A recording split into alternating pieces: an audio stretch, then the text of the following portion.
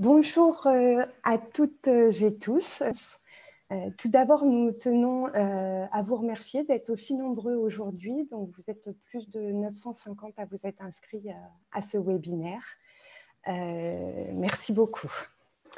Les équipes des services de santé au travail sont à votre disposition pour vous accompagner. Nous sommes particulièrement mobilisés, particulièrement en ce moment, auprès des entreprises et des salariés. Le suivi de la santé des salariés, nous l'assurons quotidiennement dans des conditions certes modifiées par l'ordonnance du 2 avril, avec certaines visites médicales à effectuer. Mais les services de santé au travail au quotidien s'emploient à assurer ce suivi de la santé, y compris grâce à des téléconsultations.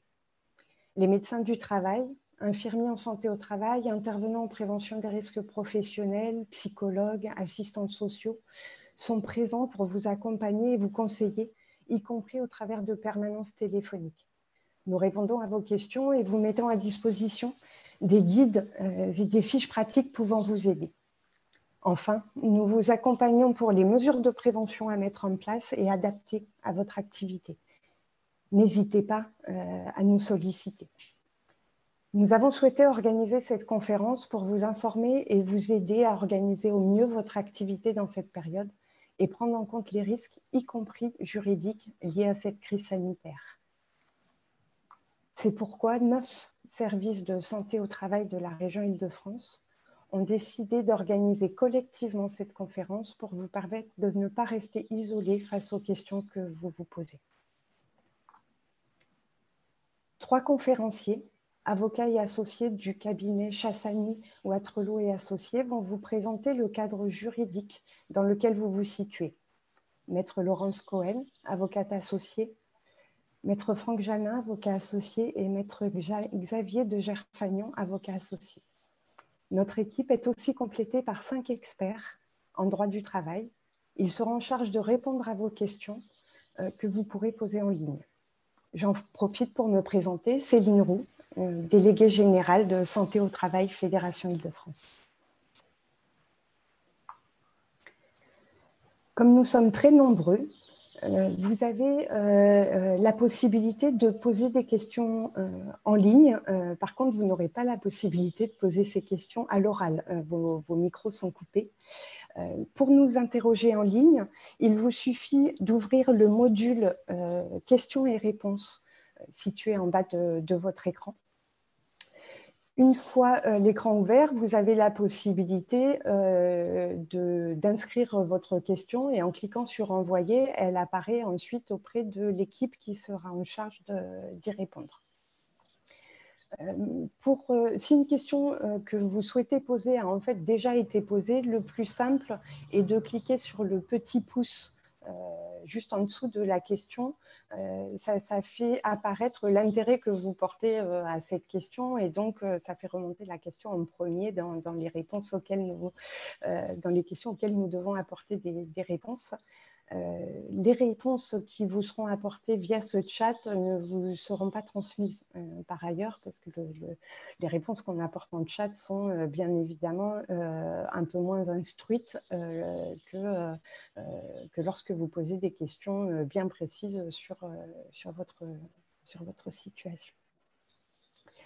Je vais maintenant passer la parole et l'écran à Maître Xavier de Gerfagnon pour introduire cette conférence.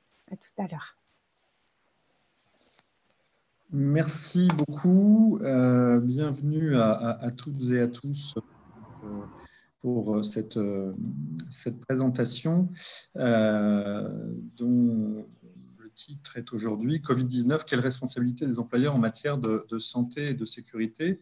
Nous allons tenter avec Laurence Cohen et Franck Janin et toute notre équipe qui répondra à vos questions en chat et que nous remercions, bien qu'il ne soit pas visible en tout cas, de participer à ce webinaire. Nous allons essayer de balayer en un temps relativement court pour des avocats qui sont toujours très bavards, de balayer effectivement quels sont les enjeux, les obligations des entreprises que vous êtes en matière de santé et de sécurité au travail, que vous ayez été en cessation d'activité, en activité partielle ou en maintien d'activité, ou vous vous apprêtiez à être en reprise d'activité. Quelles sont vos obligations, tant vis-à-vis de vos collaborateurs et collaboratrices que de vos représentants du personnel, sur tous les volets liés à cette épidémie de Covid-19. On le verra ensemble, vous avez un certain nombre d'inspecteurs du travail, un certain nombre de syndicats, de CSE, qui ont engagé des actions parfois sur le plan judiciaire, soit pour mettre à l'arrêt des activités qui avaient été reprises, soit pour suspendre des activités qui avaient été maintenues. Et il est important, je crois, que tout à chacun, en tant que DRH, en tant que chef d'entreprise, connaisse un petit peu les risques auxquels il s'expose. Alors, la première chose qu'il va falloir examiner, c'est justement vos obligations en matière de santé et de sécurité et vos responsabilités à ce sujet. Et je vais donc laisser la parole à Franck Janin, qui est responsable notamment du pôle pénal et du pôle accident du travail et maladies professionnelles de notre cabinet, vous exposer effectivement ces sujets éminemment importants par les temps qui courent. Merci Xavier, bonjour à tous. Alors effectivement, la question, on va au cœur du sujet immédiatement sur la question de la responsabilité de l'employeur au titre de la santé des salariés. Notre hôte ne me contredira pas si j'indique que la santé au travail est au cœur des préoccupations déjà depuis un certain temps. En soi, la crise Covid n'a pas modifié les données juridiques et l'approche juridique que l'on doit avoir, mais soudainement, du jour au lendemain, la question de la responsabilité, de quoi suis-je responsable, à quoi je m'expose, a surgi de manière assez violente, puisque, comme tout citoyen, tout citoyen a vécu ça de manière assez violente, bien entendu, et tout employeur a pris conscience de l'exposition à un risque de santé en l'occurrence le fait de contracter un virus qui peut s'avérer être grave, voire mortel. Donc la question de la responsabilité est centrale.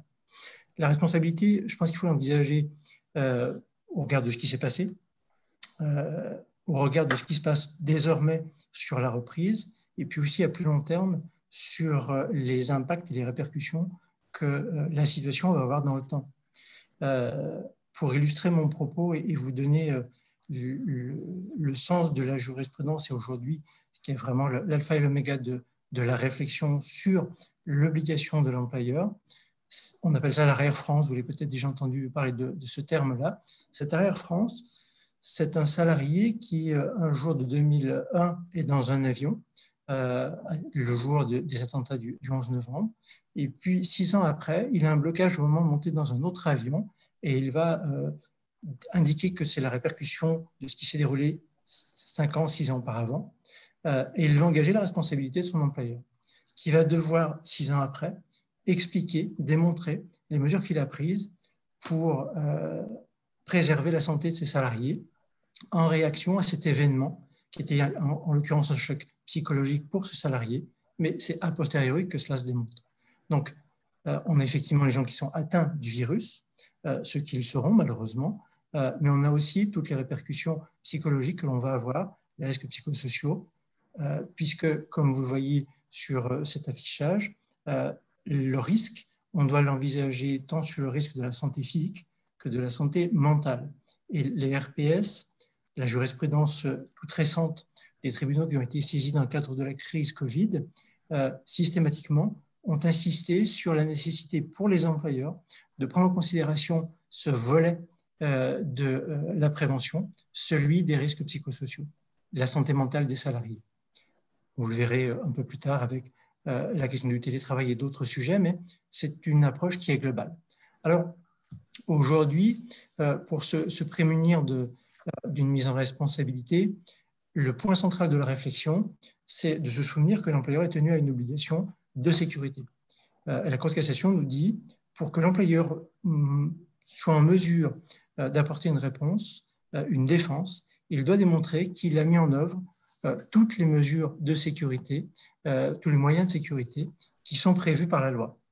Alors, on a les principes généraux. Principes généraux, gardez-les comme des principes directeurs parce que ça va vraiment être ce qui doit dicter votre action. C'est la mise en œuvre d'actions de prévention des risques professionnels, d'une organisation et des moyens adaptés. On voit immédiatement de quoi on parle en termes d'organisation dans la mise en place des mesures barrières pour l'exemple, et des actions de formation et d'information. Ça vaut pour la crise Covid, ça valait pour les risques qui préexistaient, ça vaudra pour les risques qui viendront demain. Donc c'est vraiment prévention, formation, organisation, c'est vraiment les trois piliers que vous devez respecter. Et puis on nous donne une méthodologie. Alors cette méthodologie, c'est ce que vous allez devoir démontrer pour montrer qu'en définitive, vous n'avez pas commis de faute dans l'exécution du contrat de travail.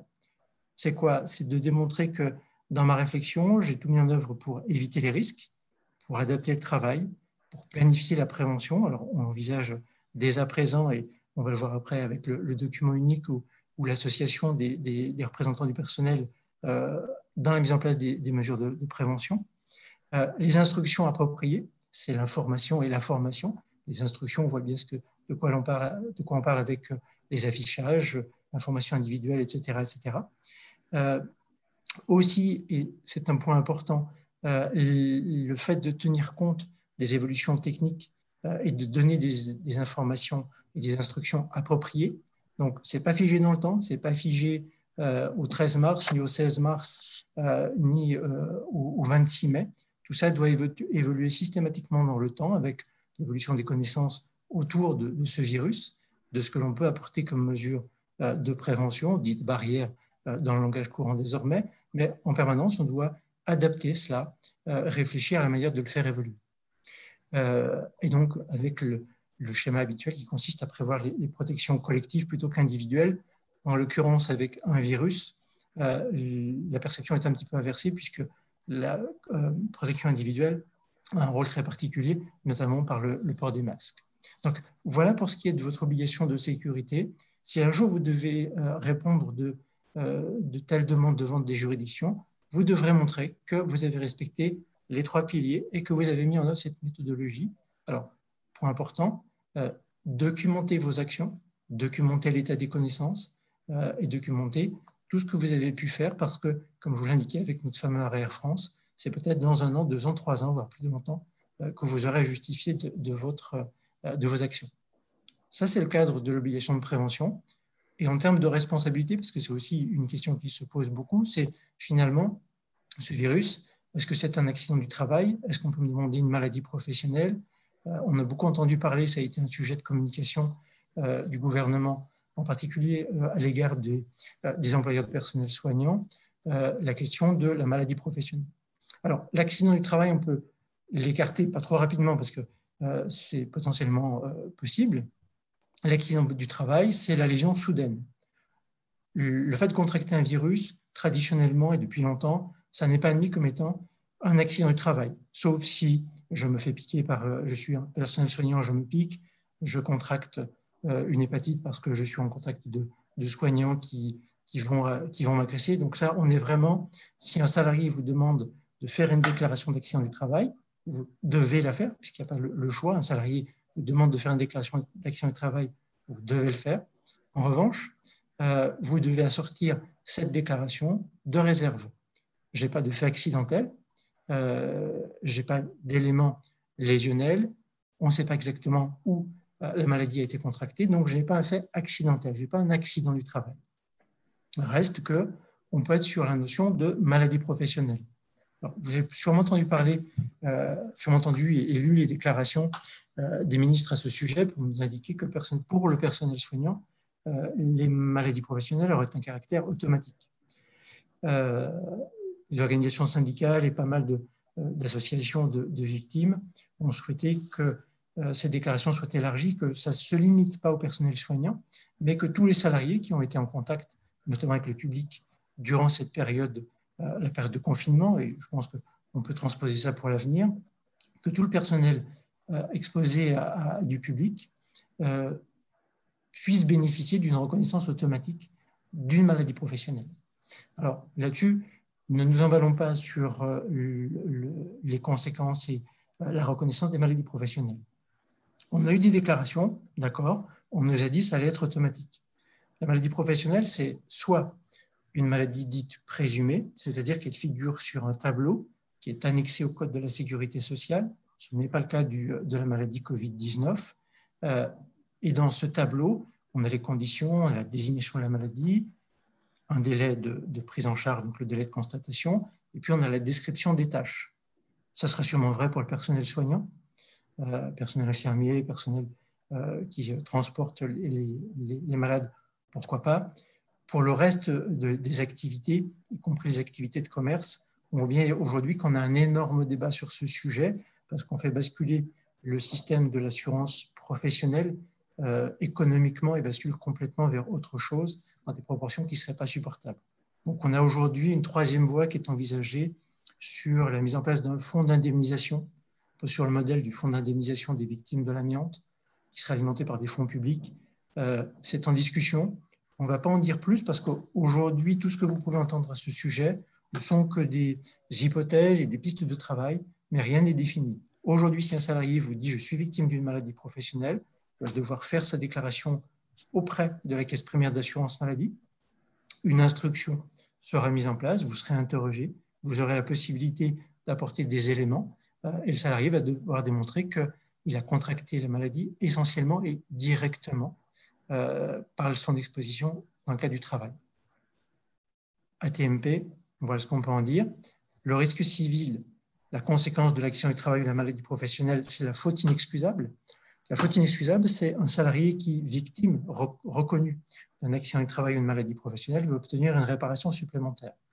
Il va devoir démontrer que l'employeur qui avait ou aurait dû avoir conscience d'un danger, là, la condition est remplie, tout le monde a conscience du danger constitué par le virus en question. Et, deuxième volet, n'a pas pris les mesures de prévention. On revient sur ce que j'indiquais au départ, sur la méthodologie, les trois principes et la méthodologie à respecter. Quel a été mon cheminement? Quelles ont été les mesures mises en place? Pour vous défendre, il va falloir vous fonder et vous battre sur ce que vous avez mis en place par le passé, maintenant et dans le futur, avec les connaissances qui vont évoluer. Les connaissances et les moyens, parce qu'effectivement, aujourd'hui, les moyens d'équipement de masques, de plexiglas, etc., sont autrement plus importants qu'au début du mois de mars. Donc, le risque civil, c'est la faute inexcusable, mais un salarié qui n'est pas victime d'un accident du travail peut très bien vous dire « moi, vous m'avez exposé à un risque, c'est la RER France, je n'ai pas de maladie professionnelle, je n'ai pas d'accident du travail, mais vous m'avez exposé à un risque. » Donc, vous, employeur, démontrez ce que vous avez mis en place pour me soustraire à ce risque. C'est une hypothèse, il ne faut pas l'écarter. Je reviens sur mon arrière-France, ce n'est pas du tout des cas d'école, ce sont des cas qui en jurisprudence sont assez fréquents. Autre hypothèse de mise en responsabilité qui est apparue avec la problématique de l'amiante, c'est la question du préjudice d'anxiété. Préjudice d'anxiété, c'est un concept juridique qui est le suivant. J'ai été exposé potentiellement à une maladie que j'aurais pu contracter, je ne l'ai pas contractée, mais j'aurais pu la contracter. Et cette angoisse-là a fait naître chez moi un préjudice dit d'anxiété. C'est assez conceptuel. C'est conceptuel dans l'idée, mais c'est tout à fait concret devant les juridictions, puisque les juridictions l'acceptent, et l'acceptent non plus seulement pour l'amiante, mais pour tout type de pathologie. Et là, pour se défendre de ce type d'action, on revient sur la même rhétorique de la Cour de cassation. L'employeur doit démontrer qu'il a mis en œuvre l'ensemble des mesures prévues par le Code du travail au titre de la sécurité et de la prévention. Donc, ce sera effectivement dans ce sens-là qu'il faudra aller pour construire une défense. Et puis, le dernier qui fait peur, c'est le risque pénal. Alors, le risque pénal, on le brandit beaucoup. Au tout début, on a entendu parler d'actions qui avaient été diligentées sur la mise en danger de la vie d'autrui. La mise en danger, c'est l'exposition à un danger de mort immédiat par son comportement. principalement, c'est fait pour les délits routiers, de gens qui conduisent très mal et transgressent toutes les règles qui mettent les gens en danger.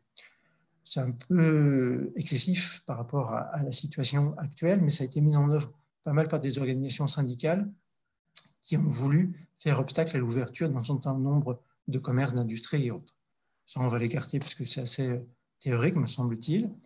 Vous avez sur le risque pénal la violation des règles spécifiques, notamment l'évaluation, on va en parler après, mon obligation d'évaluation, mon obligation de respecter telle ou telle règle technique et telle évaluation si j'ai un risque biologique qui est identifié. Donc, je ne respecte pas une obligation, c'est assorti d'une sanction pénale. Et puis enfin, le risque pénal sur les accidents de travail et maladies professionnelles, gradué en fonction de la gravité de la blessure, voire du décès. Et donc là, on va être sur les atteintes involontaires à la personne. Pour attaquer l'entreprise, il faudra montrer que l'entreprise a commis une imprudence, une négligence ou n'a pas respecté une obligation de sécurité imposée par la loi. Exemple, l'évaluation des risques, les équipements du personnel. Donc, c'est une obligation qui est imposée par la loi. Et si je n'ai pas respecté ces obligations et qu'un salarié est victime, eh bien, je suis l'auteur du délit d'atteinte involontaire à la personne. Pour le dirigeant, et je vais en terminer par là, pour le dirigeant ou son délégataire de pouvoir, c'est la responsabilité qui inquiète le plus quand on est en RH ou en direction d'entreprise, il faut, sur ce type de responsabilité pénale, que le ministère public parvienne à démontrer une faute caractérisée. C'est-à-dire que le dirigeant s'est délibérément soustrait à une obligation qui lui était imposée par la loi, ou qu'il a commis une faute d'une particulière gravité. Donc on a deux étages pour la responsabilité pénale, la faute simple de la personne morale et la faute caractérisée. J'ai manifestement violé une obligation qui est imposée par la loi pour la personne physique, et c'est ce qui peut conduire aux poursuites. Il ne faut pas l'écarter du tout, mais effectivement, ça se prépare en mettant en place et les principes de la prévention selon la méthodologie qu'on a envisagée. Pour envisager cette méthodologie, on a aujourd'hui de la documentation. Je ne sais pas si Xavier, tu veux commencer à en parler sur la prévention des risques, où on a effectivement des sources, quand je vous parlais de l'état de la connaissance, qui va dicter les mesures à mettre en place, et ensuite qui va permettre au juge de déterminer si oui ou non vous avez agi conformément à l'état des connaissances, de ce qu'il était possible de faire. Vous avez aujourd'hui toute une série de documentations. Peut-être presque trop, parce qu'il y a énormément d'informations et respecter tout relève quasiment de la mission impossible, mais on a quand même des supports qui sont assez intéressants, que ce soit le protocole national de déconfinement, les fiches conseils métiers qui ont été mises en ligne par le ministère du Travail et qui, pour beaucoup, ont été élaborées avec les branches concernées, en particulier sur les guides sectoriels. Et puis, on a aussi, plus généraliste, les questions-réponses du ministère du Travail. Et enfin, une source qui est toujours très intéressante, c'est la source de l'INRS, à laquelle je ne peux que vous inviter à vous référer, que ce soit pour le Covid ou pour d'autres pathologies, parce que c'est toujours une source très riche d'enseignements scientifiques, techniques et concrets pour la mise en œuvre des mesures de prévention. Voilà sur le terrain d'attaque de la responsabilité au titre de la santé et de la prévention, qui passe en particulier par l'évaluation des risques et donc ce fameux document unique dont Xavier va vous parler maintenant. Merci beaucoup Franck. Alors effectivement, Franck évoquait dans le cadre de la prévention des risques et de l'évaluation des risques la nécessité de documenter ce travail, cette obligation d'évaluation et de prévention des risques qui pèsent sur les employeurs. Et en termes de documentation, eh bien, il y en est un qui est incontournable, à savoir ce fameux document unique d'évaluation des risques professionnels, autrement appelé le DUER ou le DUERP, selon ce qui vous plaira. Document qui est obligatoire dans toutes les entreprises depuis le début des années 2000, quel que soit le nombre de leurs salariés. Que vous n'ayez qu'un seul salarié, vous en ayez plusieurs, vous devez tous avoir un document unique d'évaluation des risques dont le formalisme peut varier d'une entreprise à l'autre, mais ce document doit formaliser, nous dit le Code du travail, l'évaluation des risques professionnels auxquels sont exposés vos collaborateurs. Et puis, vous avez une obligation également d'actualisation de ce document unique d'évaluation des risques. Ce document n'est pas figé dans le temps. Il n'est pas figé depuis le début des années 2000, puisque chaque année, vous devez vous poser la question de l'actualisation de ce document unique d'évaluation des risques. Et cette évaluation est bien entendu incontournable en raison de l'épidémie de Covid-19 qui sévit actuellement. C'est une position de la Direction générale du travail qui a été exprimée depuis le 28 février 2020 dans les fameux questions-réponses publiées sur le site du ministère du Travail. Vous avez toute entreprise donc, titulaire qui accueille des salariés doit mettre à jour son document unique d'évaluation des risques compte tenu de l'épidémie de Covid-19. Et les juges ont, peu de temps après la Direction générale du travail, été conduits également à imposer à certaines entreprises cette mise à jour du document unique d'évaluation des risques. C'est notamment une ordonnance du tribunal judiciaire de Paris du 9 avril 2020 qui a enjoint à la Poste de mettre à jour ce document unique d'évaluation des risques. Il n'avait pas été fait au moment de la saisine du tribunal judiciaire. Celui-ci a donc ordonné à la Poste de mettre à jour ce document unique d'évaluation des risques pour intégrer le risque lié à la pandémie de Covid-19. Et puis, dans une autre affaire qui a fait couler beaucoup d'encre, qui a été ultra médiatisée, l'affaire Amazon, qui parmi vous peut dire qu'il n'en a pas entendu parler, tellement cette affaire a été médiatisée. Dans cette affaire Amazon, eh bien, là aussi, le tribunal judiciaire de Nanterre, début avril, puis la Cour d'appel de Versailles ont confirmé que dans le cadre de cette mise à jour du document unique d'évaluation des risques, eh bien, les entreprises ont l'obligation d'associer leur comité social et économique ainsi que leur C2SCT, Commission Santé, Sécurité, Commission de Travail, dans la mise à jour de ce document unique d'évaluation des risques. Certaines ordonnances de tribunaux judiciaires vont même plus loin et laissent à penser qu'il faut informer et consulter le CSE dans le cadre de cette mise à jour du document unique d'évaluation des risques. C'est une position de certains tribunaux judiciaires qui ne repose, à mon sens, sur aucun fondement légal. Il n'y a aucun texte à ce jour qui impose de consulter, en tout état de cause, son CSE sur la mise à jour annuelle du document unique d'évaluation des risques. Cette mise à jour est faite au fil de l'eau et ce n'est pas à chaque mise à jour qu'on doit consulter au préalable son CSE. Néanmoins, un certain nombre de juges du fond ont une fâcheuse tendance à l'heure actuelle à imposer cette consultation préalable. En tout état de cause, associer en amont le plus tôt possible vos représentants du personnel, qu'il s'agisse des membres de la C2SCT et bien évidemment des membres du CSE, à ce travail de mise à jour du document unique d'évaluation des risques. Je peux comprendre également que vous soyez, pour certains d'entre vous, totalement désemparés par ces travaux de mise à jour du document unique d'évaluation des risques. N'hésitez pas non plus à faire appel au service de santé au travail dans cette mise à jour de votre document unique d'évaluation des risques. Je pense qu'on ne peut pas trouver plus compétent en la matière pour vous accompagner sur ces travaux de mise à jour du document. Et ce travail de mise à jour consiste pour vous, et ceux qui vous accompagneront, à identifier les situations de travail par unité de travail pour lesquelles les conditions de travail et les conditions de transmission du Covid-19 peuvent se trouver réunies. N'oubliez pas non plus ce qu'a rappelé très récemment dans l'affaire Renault, le tribunal judiciaire du Havre, dans une ordonnance du 7 mai 2020, n'oubliez pas d'intégrer la dimension des risques psychosociaux dans ce travail de mise à jour du document unique d'évaluation des risques. Et j'entends par là la dimension RPS liée à la situation pandémique. Car ça ne vous a probablement pas échappé qu'il s'agisse du maintien de l'activité ou de la reprise d'activité dans le cadre de la pandémie. Vous avez dû être témoin, et peut-être vous-même l'avez été, d'une certaine anxiété à revenir pour certains d'entre vous ou à se maintenir dans les locaux de travail.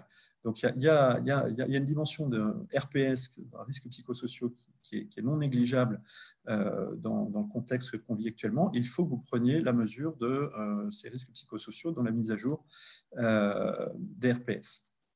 Et puis enfin, il va falloir que vous décriviez les mesures, le plan d'action que vous allez mettre en œuvre pour diminuer les situations potentielles d'exposition ou de transmission au virus. Et c'est là encore une tâche qui nous incombe de documenter dans ce fameux document unique d'évaluation des risques.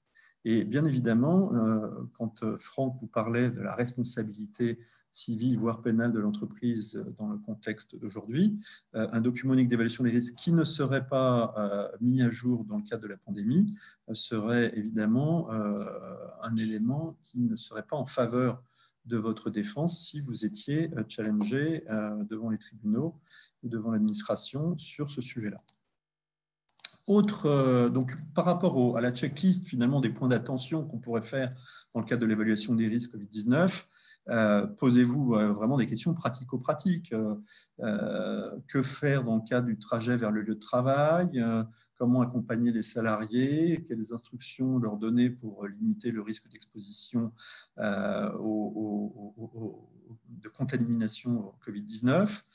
Privilégier les moyens de transport individuels, décaler les horaires d'arrivée et de départ si les collaborateurs sont tenus malgré tout de prendre les transports collectifs. Quelle procédure en matière d'arrivée sur le site, d'accueil sur le site des salariés, des visiteurs? Quel est le process qui va être mis en place pour limiter les risques? En termes de gestion des flux de circulation, quelle position va-t-on adopter? Quel balisage? Sur l'utilisation des ascenseurs, la fréquentation des zones communes, des open space, des locaux de restauration. Quid de la gestion des livraisons et du courrier?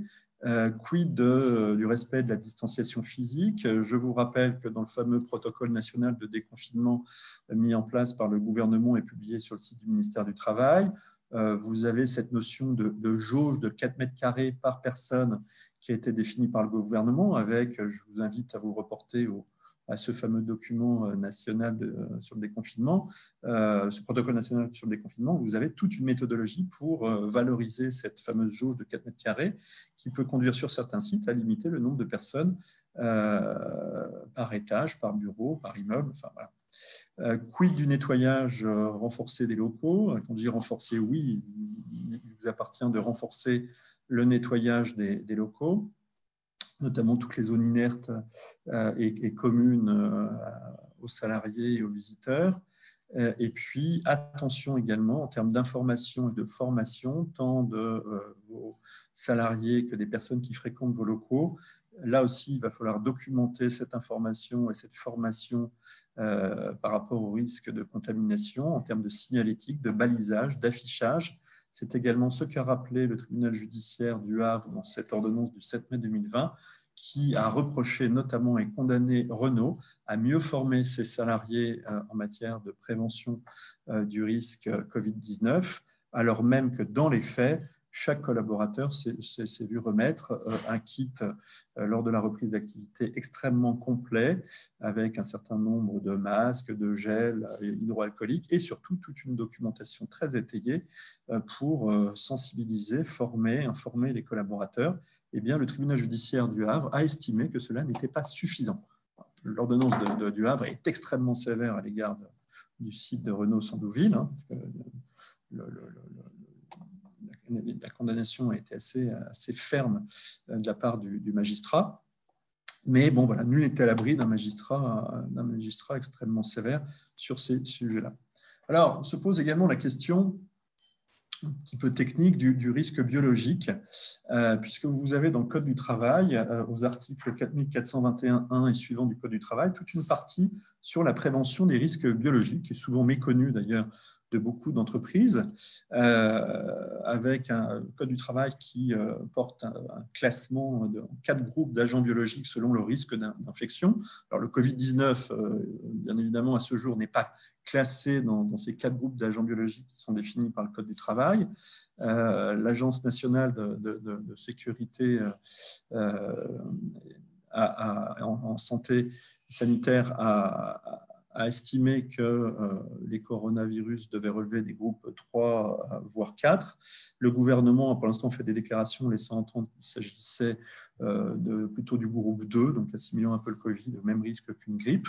Bon, tout cela, évidemment, mérite d'être précisé par un véritable classement officiel du Covid-19. Et puis, les entreprises, également, en fonction de la nature de leur activité, sont catégoriées en 3 typologies d'activités. La catégorie 1 pour les entreprises qui utilisent délibérément des agents biologiques, par exemple les laboratoires de recherche ou d'analyse médicale.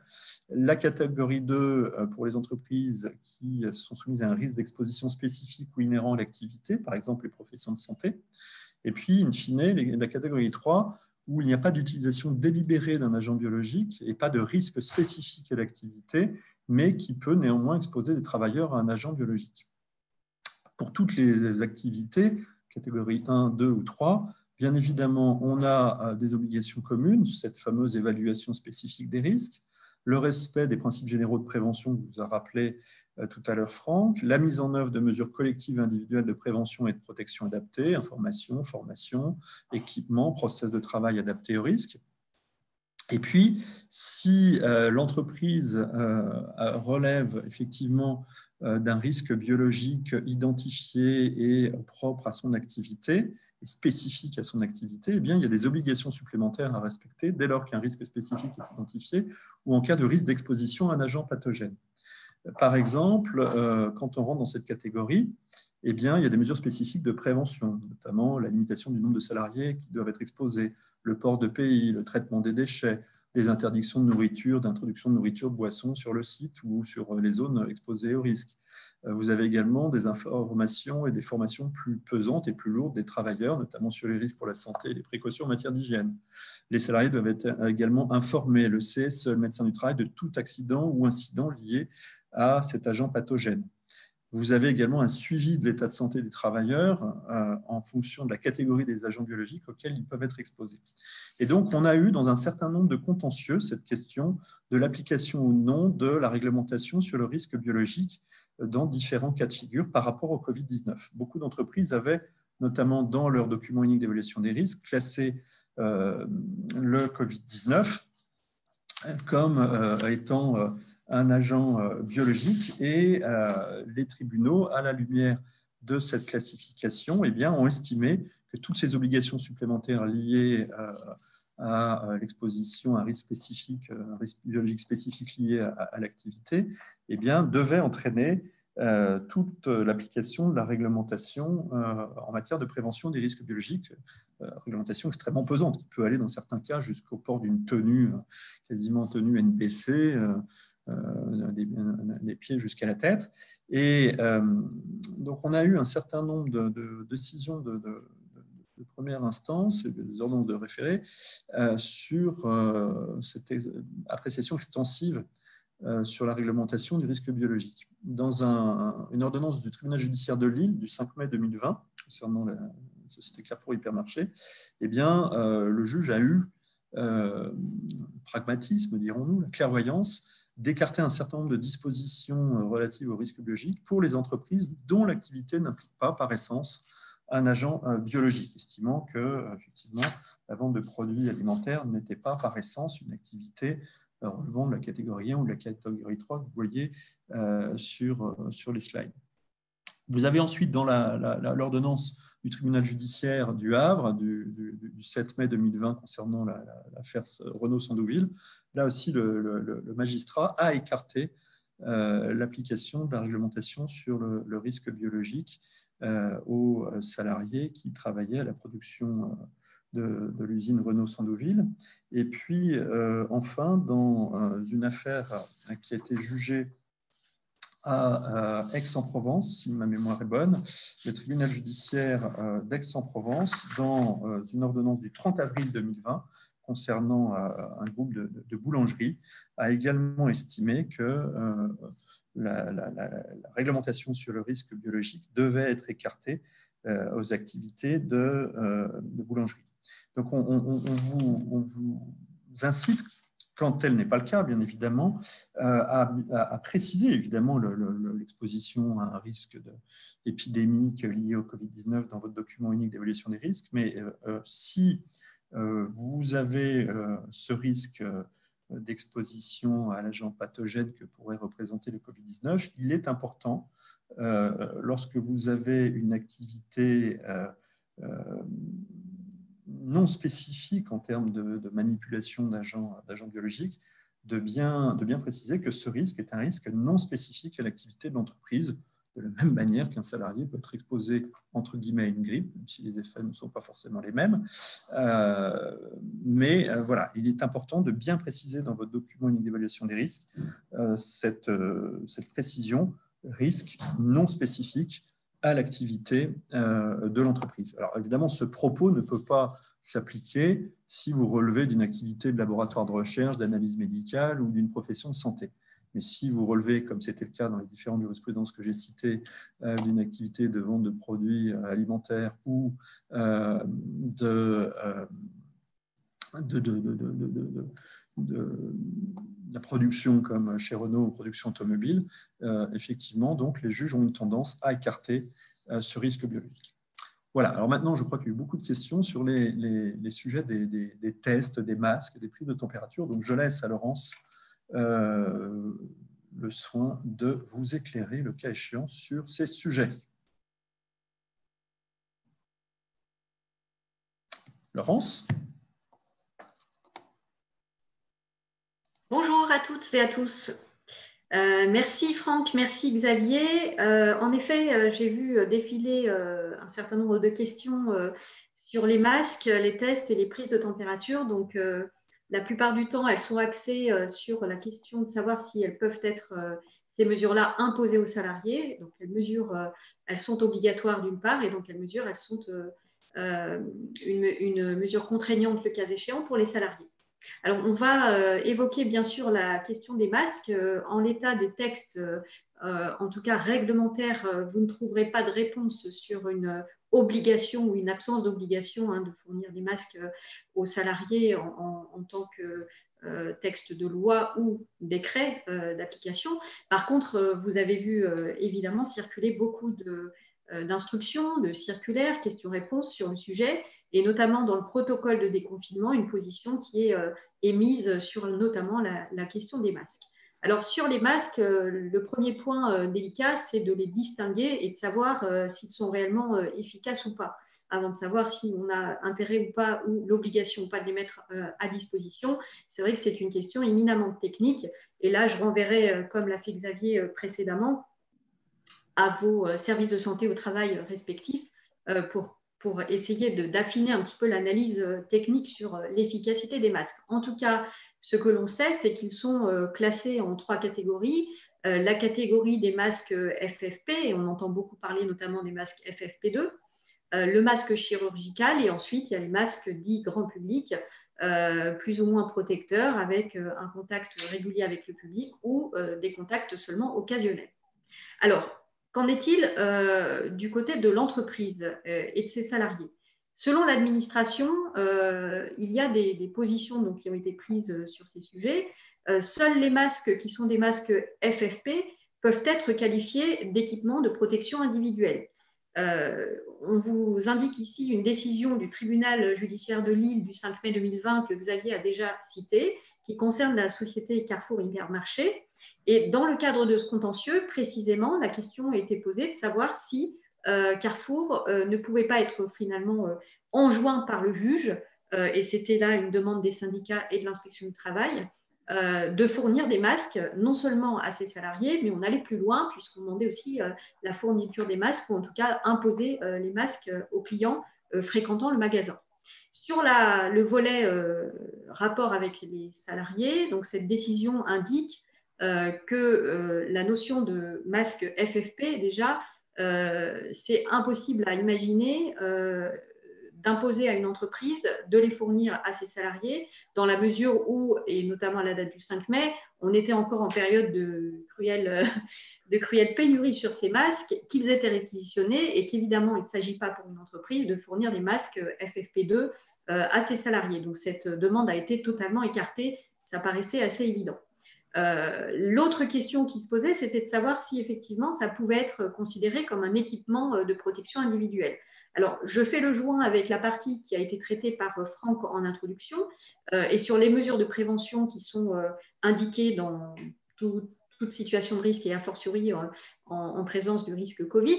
Le principe général en matière de prévention, c'est que l'employeur doit privilégier les équipements collectifs avant toute chose.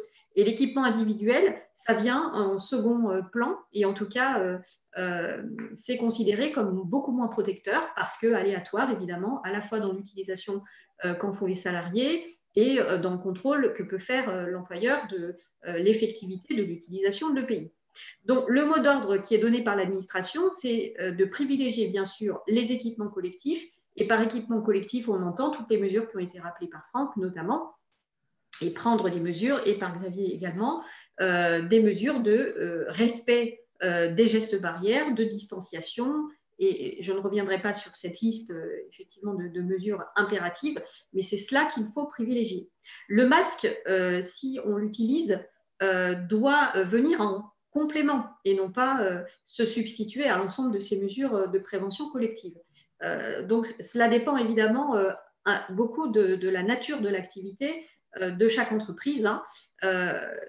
Grosso modo, on peut évidemment distinguer deux grandes catégories.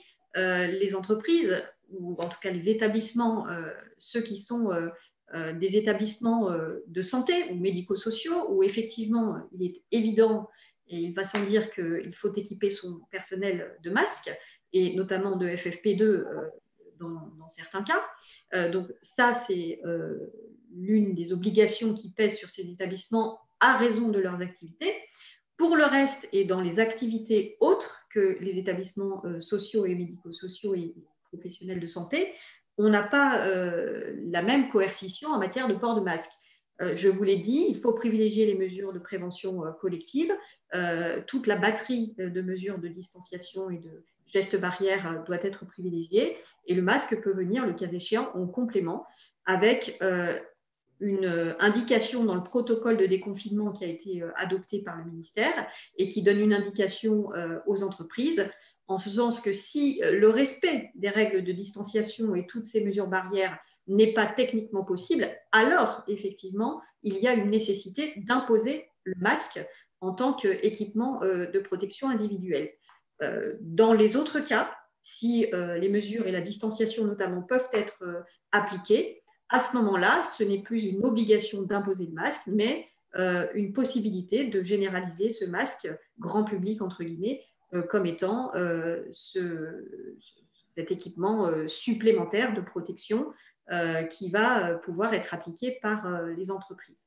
Alors, vous voyez qu'on est parfois sur le fil entre l'obligation et la possibilité, ce qui impose évidemment une analyse fine de l'activité ou de l'organisation du travail par les employeurs, et ce, dans le cadre du document unique d'évaluation des risques, notamment tel qu'on l'a vu précédemment. Vérifier si l'activité ou l'organisation sont telles qu'elles nécessitent d'imposer le port du masque. Si tel est le cas, déterminer le type de masque à utiliser en fonction, encore une fois, de la spécificité de l'activité, le cas échéant. Vérifier aussi, et ça c'est bien sûr un autre volet de la question, la possibilité concrète de s'en procurer, parce qu'il ne s'agit pas de dire on impose le masque, mais de ne pas être en mesure de fournir ces masques aux salariés. Si le port du masque est rendu obligatoire, j'attire votre attention sur le fait qu'il est important de considérer que c'est donc une mesure qui va s'imposer aux salariés et qui doit figurer dans le cadre notamment des règlements intérieurs comme une mesure relative à la santé au travail et à la sécurité, et en tant que telle, donc faire l'objet d'une mise à jour du règlement intérieur avec une procédure qui peut, le cas échéant, être accélérée et simplifiée lorsqu'il y a une situation d'urgence, et donc par le biais notamment de la procédure d'adjonction d'une note de service au règlement intérieur. Je vous rappelle à cet égard que l'information du CSE doit être respectée et la communication à l'inspection du travail également, y compris dans ce cas de figure d'urgence. Et si on est moins dans l'urgence, on adopte évidemment une procédure de modification du règlement intérieur selon les règles de droit commun. S'agissant du personnel à qui ce port de masque peut être, le cas échéant, imposé, il faut évidemment coupler cette formalisation dans le règlement intérieur d'une information et d'une formation. Ce n'est pas juste une formule de style de le dire, hein, il faut vraiment former les salariés à l'utilisation du masque lorsqu'on en met à disposition et qu'on considère en tout cas qu'ils sont obligatoires. Et j'ai vu passer parmi les questions une question récurrente qui était de savoir si, à partir du moment où on considère que c'est une obligation, ce port du masque, on pouvait renvoyer par exemple un salarié qui refuse de le porter chez lui. La question ne se pose pas exactement dans ces termes, mais en tout cas, on s'en rapproche, à savoir qu'à partir du moment où l'obligation est clairement énoncée, où la procédure de modification du règlement intérieur a été parfaitement respectée et où le salarié est informé de l'obligation de porter le masque, l'employeur est tout à fait en droit, voire même dans l'obligation d'user, le cas échéant, de son pouvoir disciplinaire. Parce que s'il en fait une mesure de protection, cela veut dire effectivement que le salarié doit respecter cette mesure. Alors, j'ai beaucoup associé la notion de masque à la notion de pays. En réalité, dans cette décision du tribunal judiciaire de Lille du 5 mai 2020, la question s'est posée justement de savoir si le masque est un EPI au sens des dispositions du Code du travail et au sens de toute une série d'obligations qui sont associées à cette qualification d'EPI. Le tribunal judiciaire de Lille a répondu que non, il ne s'agit pas d'un EPI. En adoptant le raisonnement suivant, le Code du travail qualifie d'EPI des équipements qui sont là pour protéger le salarié contre un risque auquel il est exposé. Or, c'est en tout cas le point de vue de la décision du tribunal judiciaire de Lille. En l'occurrence, le masque ne protège pas tant le salarié que les autres salariés qui l'entourent. La décision dit expressément que cela rend les salariés moins contaminants à l'égard des autres, ce qui du coup fait que ces équipements-là ne sont pas forcément des EPI au sens du Code du travail. C'est un débat un peu technique, il n'empêche que cela paraît effectivement intéressant de faire cette nuance pour, là encore, adapter les mesures que prend l'entreprise en la matière. En ce qui concerne les tests, c'est aussi une question assez prégnante aujourd'hui pour les entreprises. La réponse est beaucoup plus péremptoire dans le protocole de déconfinement en tout cas, puisque le ministère du Travail considère que les campagnes de dépistage qui sont organisées par les entreprises pour leurs salariés ne sont pas autorisées. Autrement dit, si vous aviez imaginé parmi les mesures de prévention le fait de mettre à disposition de vos salariés des tests, ou en tout cas de les contraindre d'une façon ou d'une autre à subir des tests, le protocole de déconfinement, en tout cas, s'y oppose en indiquant que ce n'est pas la bonne manière de protéger ses salariés. Alors, pourquoi? Je passe très rapidement parce que vous avez eu un webinaire, en tout cas la possibilité d'y assister, qui a été organisé par la Fédération des services d'Île-de-France, où cette question a été beaucoup abordée. Donc, sur le plan strictement juridique, ce que l'on a dit, c'est que ces tests-là n'étaient pas recommandés, voire même interdits dans les entreprises, parce que contraire à la stratégie nationale de dépistage, le dépistage virologique des personnes symptomatiques ou des personnes qui ont eu des contacts avec une personne infectée, c'est encadré dans le protocole national et dans la stratégie nationale de dépistage selon des règles strictes et techniques assez compliquées. Donc, ce n'est pas à l'entreprise de participer à cette campagne-là de dépistage épidémiologique. S'agissant des tests sérologiques, eux, qui sont de nature à donner une indication sur l'immunité acquise ou pas au virus, ne sont pas homologués et posent des problèmes notamment de lisibilité et de fiabilité. Pour l'ensemble de ces raisons, donc, ces tests ne sont pas autorisés en entreprise. Reste évidemment, c'est ce que nous dit le protocole de déconfinement, la possibilité pour l'entreprise d'inciter le salarié à ne pas venir au travail. C'est la formule qui figure dans le protocole. S'il présente des symptômes qui lui font peut-être effectivement penser à l'existence d'une infection Covid et de l'inviter à contacter son médecin pour qu'il prescrive éventuellement un test ou en tout cas toutes les mesures qu'il estimera utiles. Mais on ne peut qu'inciter le salarié effectivement à ne pas se déplacer en entreprise lorsqu'il a un doute sur une infection. Également, l'obligation de l'entreprise, c'est de mettre en place un protocole de prise en charge d'une personne symptomatique, mais pas via un test qu'on aurait effectivement mis en place. Sur la prise de température, autre mesure auxquelles beaucoup d'entreprises ont pensé et qu'elles sont tentées effectivement de mettre en place, il y a deux volets. Il y a le volet un peu plus, on va dire, administratif de la collecte de données qui concernent la santé. La CNIL met en garde contre la collecte de données de santé, mais considère néanmoins que s'il s'agit d'une prise manuelle de température sans collecte sous forme de documents qui enregistrent les données, alors le RGPD ne s'applique pas. Donc ça, c'est un aspect de la question.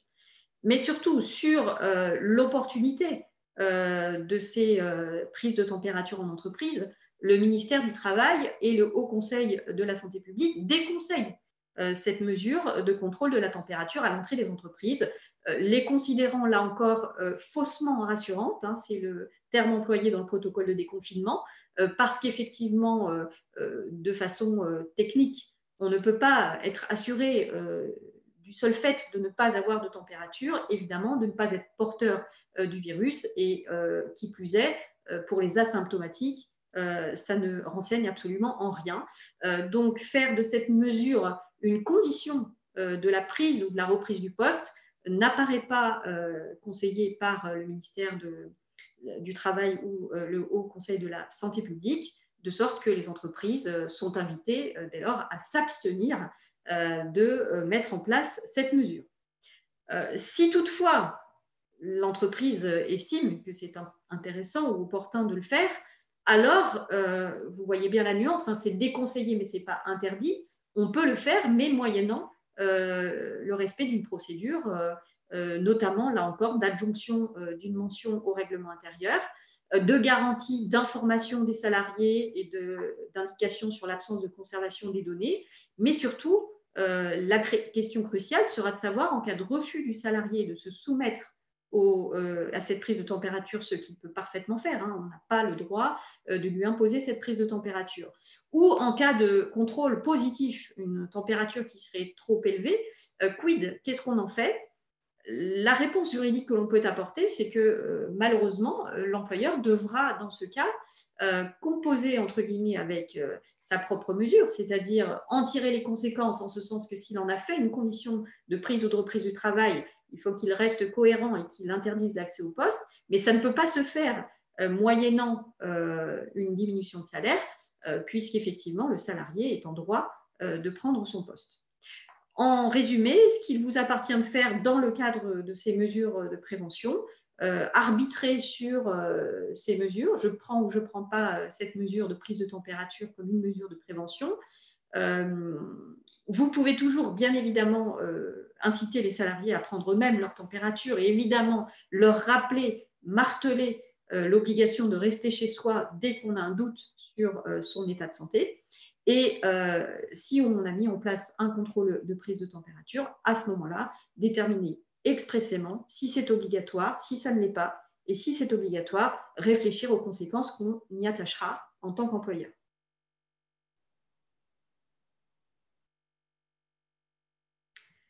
Je continue sur le sujet donc, de la prévention, avec le rôle très important, bien sûr, des services de santé au travail. Alors, je serai beaucoup plus brève sur cette partie, car le temps passe.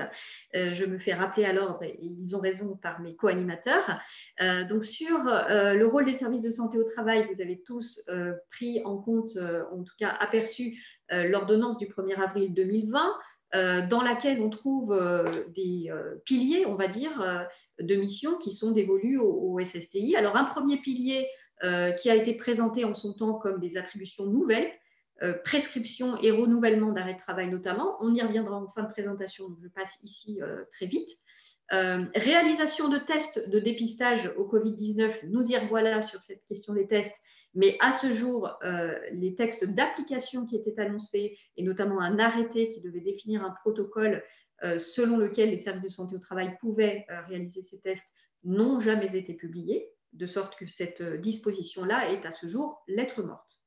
Donc ça, c'est concernant les nouvelles attributions qui ont été dévolues aux services de santé au travail. Mais sur leurs anciennes missions, qui ont toujours été les leurs, il y a des aménagements qui ont été introduits par cette ordonnance du 1er avril 2020, et notamment des aménagements que vous avez beaucoup, j'imagine, vu passer concernant notamment le report des mesures, report des visites médicales qui sont enfermées en principe dans un certain nombre de délais. Et ces délais, nous dit cette ordonnance, peuvent être éventuellement aménagés, ou en tout cas, les visites qui s'inscrivent dans le cadre de ces dispositions peuvent être reportées, toujours sous l'appréciation et sous le contrôle du médecin du travail, qui est seul juge au final de la possibilité ou pas de reporter un certain nombre de visites. Donc ça, c'est le pilier du texte qui vous concerne directement dans le cadre du suivi médical de l'état de santé des salariés. Dans le support, vous trouverez dans les slides suivants les cas des visites qui sont reportables et celles qui ne sont pas reportables.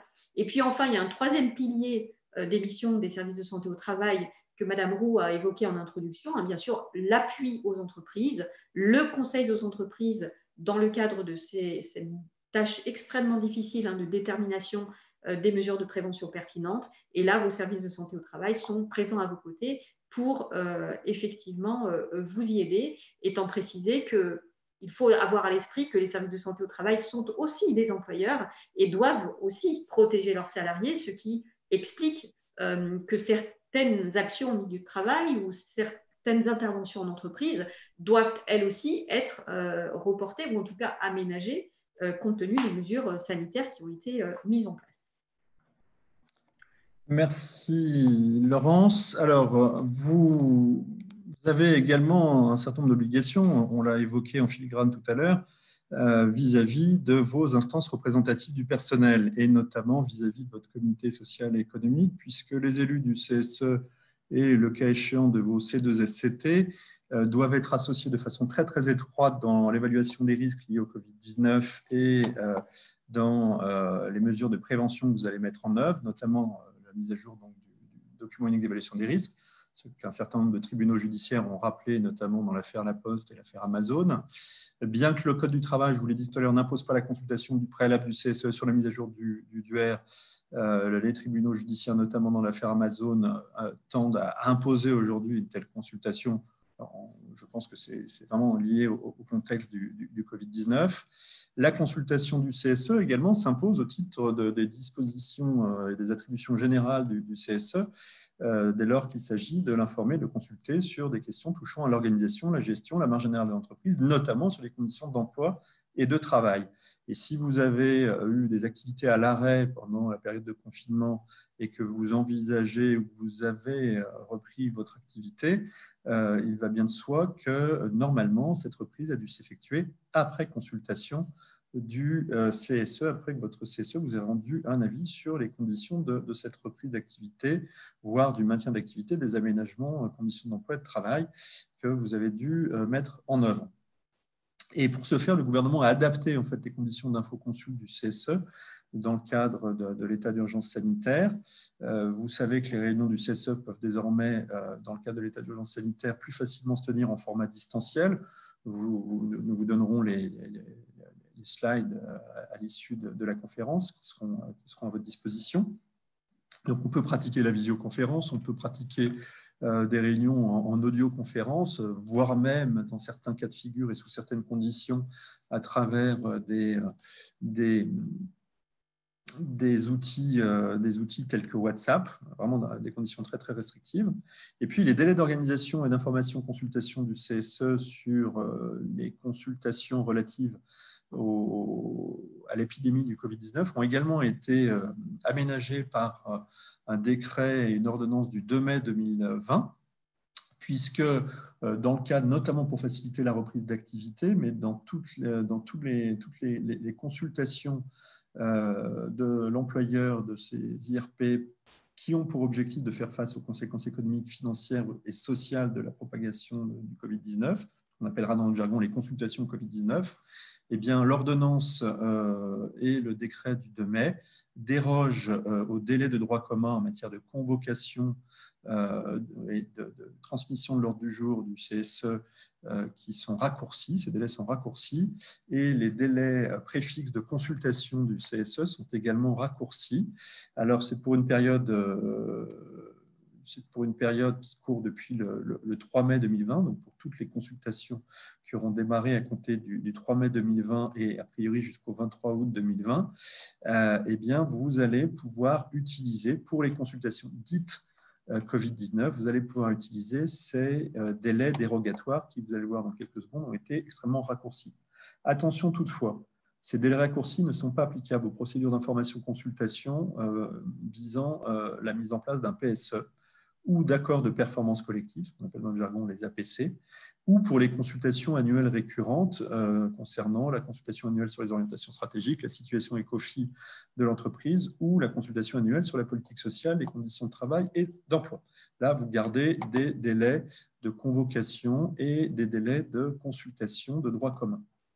Alors, je vous rappelle que les délais de convocation sont habituellement, la convocation et transmission de l'ordre du jour sont de 3 jours pour les CSE d'entreprise et CSE d'établissement et de 8 jours pour le CSE central.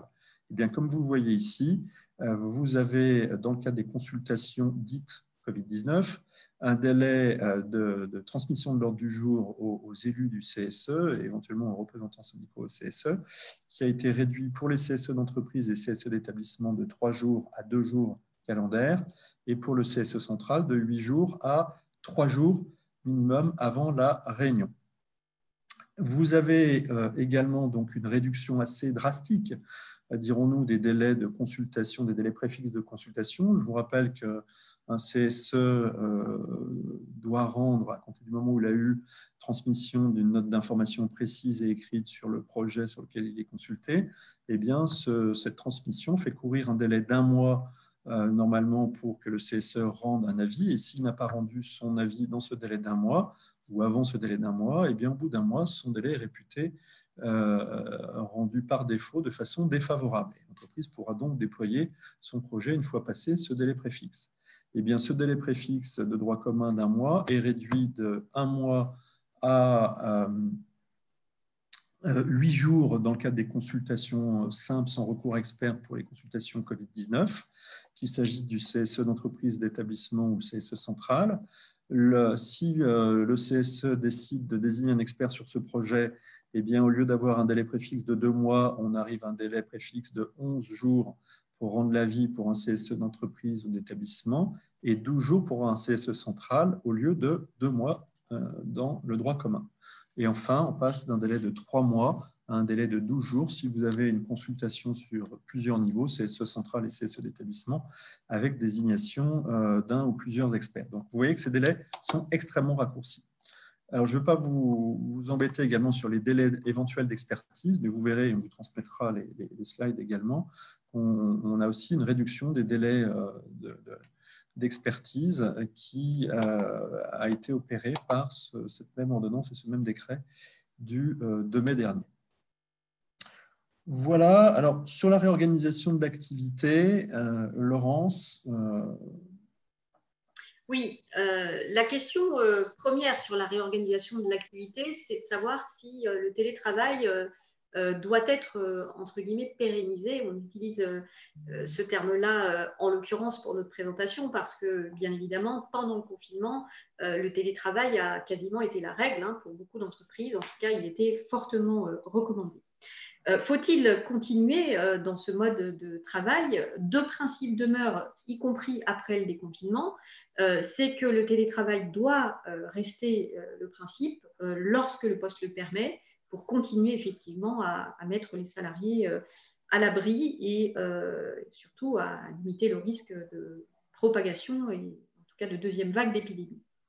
Donc le télétravail doit rester la règle et il y a son corollaire qui est qu'à partir du moment où le télétravail s'inscrit dans le cadre du risque d'épidémie, le Code du travail autorise cette mise en place sans l'accord du salarié.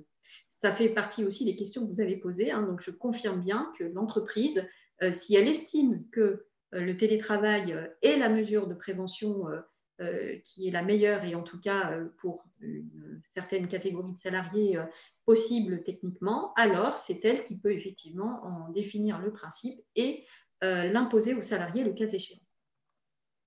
Aucun formalisme particulier ne serait donc exigé, vous l'avez compris, parce qu'on se fonderait sur l'article du Code du travail, donc propre au risque d'épidémie. Aucun formalisme particulier, cela veut dire pas d'accord collectif nécessaire, pas de charte non plus, et pas d'accord individuel avec le salarié, je l'ai dit. En revanche, cette question du télétravail qui se pérennise va évidemment poser la question de son organisation concrète. Hein, quels sont les salariés qui sont en télétravail et ceux qui ne le sont pas. Lorsque le télétravail est préconisé et même imposé parfois par l'employeur, dans quelles conditions faut-il effectivement le régir et dans quelles conditions les salariés travaillent-ils? Tout cela fait l'objet effectivement d'une réflexion au niveau de l'entreprise et doit amener une structuration, on va dire, de ce télétravail, même si la loi n'exige pas en tant que tel l'accord collectif ou la charte. Il est néanmoins important de coucher sur le papier toute une série de règles pour continuer à pratiquer ce télétravail. J'attire votre attention sur le fait que ce matin même, une nouvelle circulaire questions-réponses a été adoptée qui, justement, est en rapport avec cette notion de télétravail parce que manifestement, les entreprises comme les salariés s'interrogent sur le caractère obligatoire ou non et les prérogatives des uns et des autres dans ce contexte. Alors, dans le cadre de la réflexion qui est menée, il faut bien évidemment s'interroger sur les postes pour lesquels c'est possible et les postes pour lesquels cela n'est pas possible. Il faut régir la situation des salariés en télétravail et notamment en ce qui concerne leur temps de travail, la régulation de leurs charges, les plages horaires où ils peuvent être contactés. Là encore, j'attire votre attention sur une question en lien avec le télétravail et l'activité partielle. Il y a beaucoup d'actualités sur le sujet, hein, puisque le ministère annonce des contrôles en masse des entreprises qui ont recouru à l'activité partielle, et notamment dans le ciblage qui est prévu pour ces contrôles, il est indiqué qu'une attention particulière sera portée aux cas dans lesquels l'entreprise a placé ses salariés en télétravail et en parallèle en activité partielle, donc a réduit le temps de travail de ses salariés pour la quantité de travail qui restait à réaliser. Et bien évidemment, le contrôle portera sur la fraude éventuelle. Hein. On ne peut pas réduire le temps de travail de ses salariés et les placer en télétravail pour le reste, tout en leur demandant d'avoir une activité pleine pour le reste du temps. Donc, cette question-là fait partie notamment de l'une des réponses apportées dans le circulaire questions-réponses que je vous indiquais, mais il y en a bien d'autres, donc je vous invite à vous y référer. C'est un document assez pédagogique, comme le ministère a l'habitude d'en faire en ce moment. Il faut enfin, lorsqu'on parle télétravail, traiter, alors on met ou non, c'est un peu provocateur, la question de l'indemnisation des frais professionnels et de l'éventuelle indemnisation de l'utilisation du domicile du salarié en télétravail. Pourquoi la traiter ou non? Parce qu'on a deux normes qui sont un petit peu contradictoires. Un accord national interprofessionnel qui normalement impose aux entreprises de poser cette question, en tout cas de se la poser et de mettre des règles en face d'indemnisation du salarié, surtout quand c'est l'entreprise qui est à l'origine de la mise en place du télétravail. Et puis on a à côté de ça les circulaires questions-réponses du ministère qui actuellement sont diffusées et qui, elles, nous disent, compte tenu de la situation, il n'y a pas d'indemnisation à prévoir pour les salariés qui sont placés en situation de télétravail.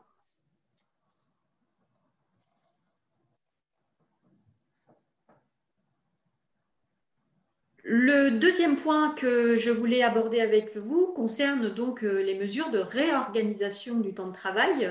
On peut les nommer ainsi parce qu'on a bien évidemment tous conscience du fait que les mesures, notamment de distanciation, de limitation du nombre de salariés sur le lieu de travail, imposent notamment d'impacter assez significativement les règles en matière de durée du travail.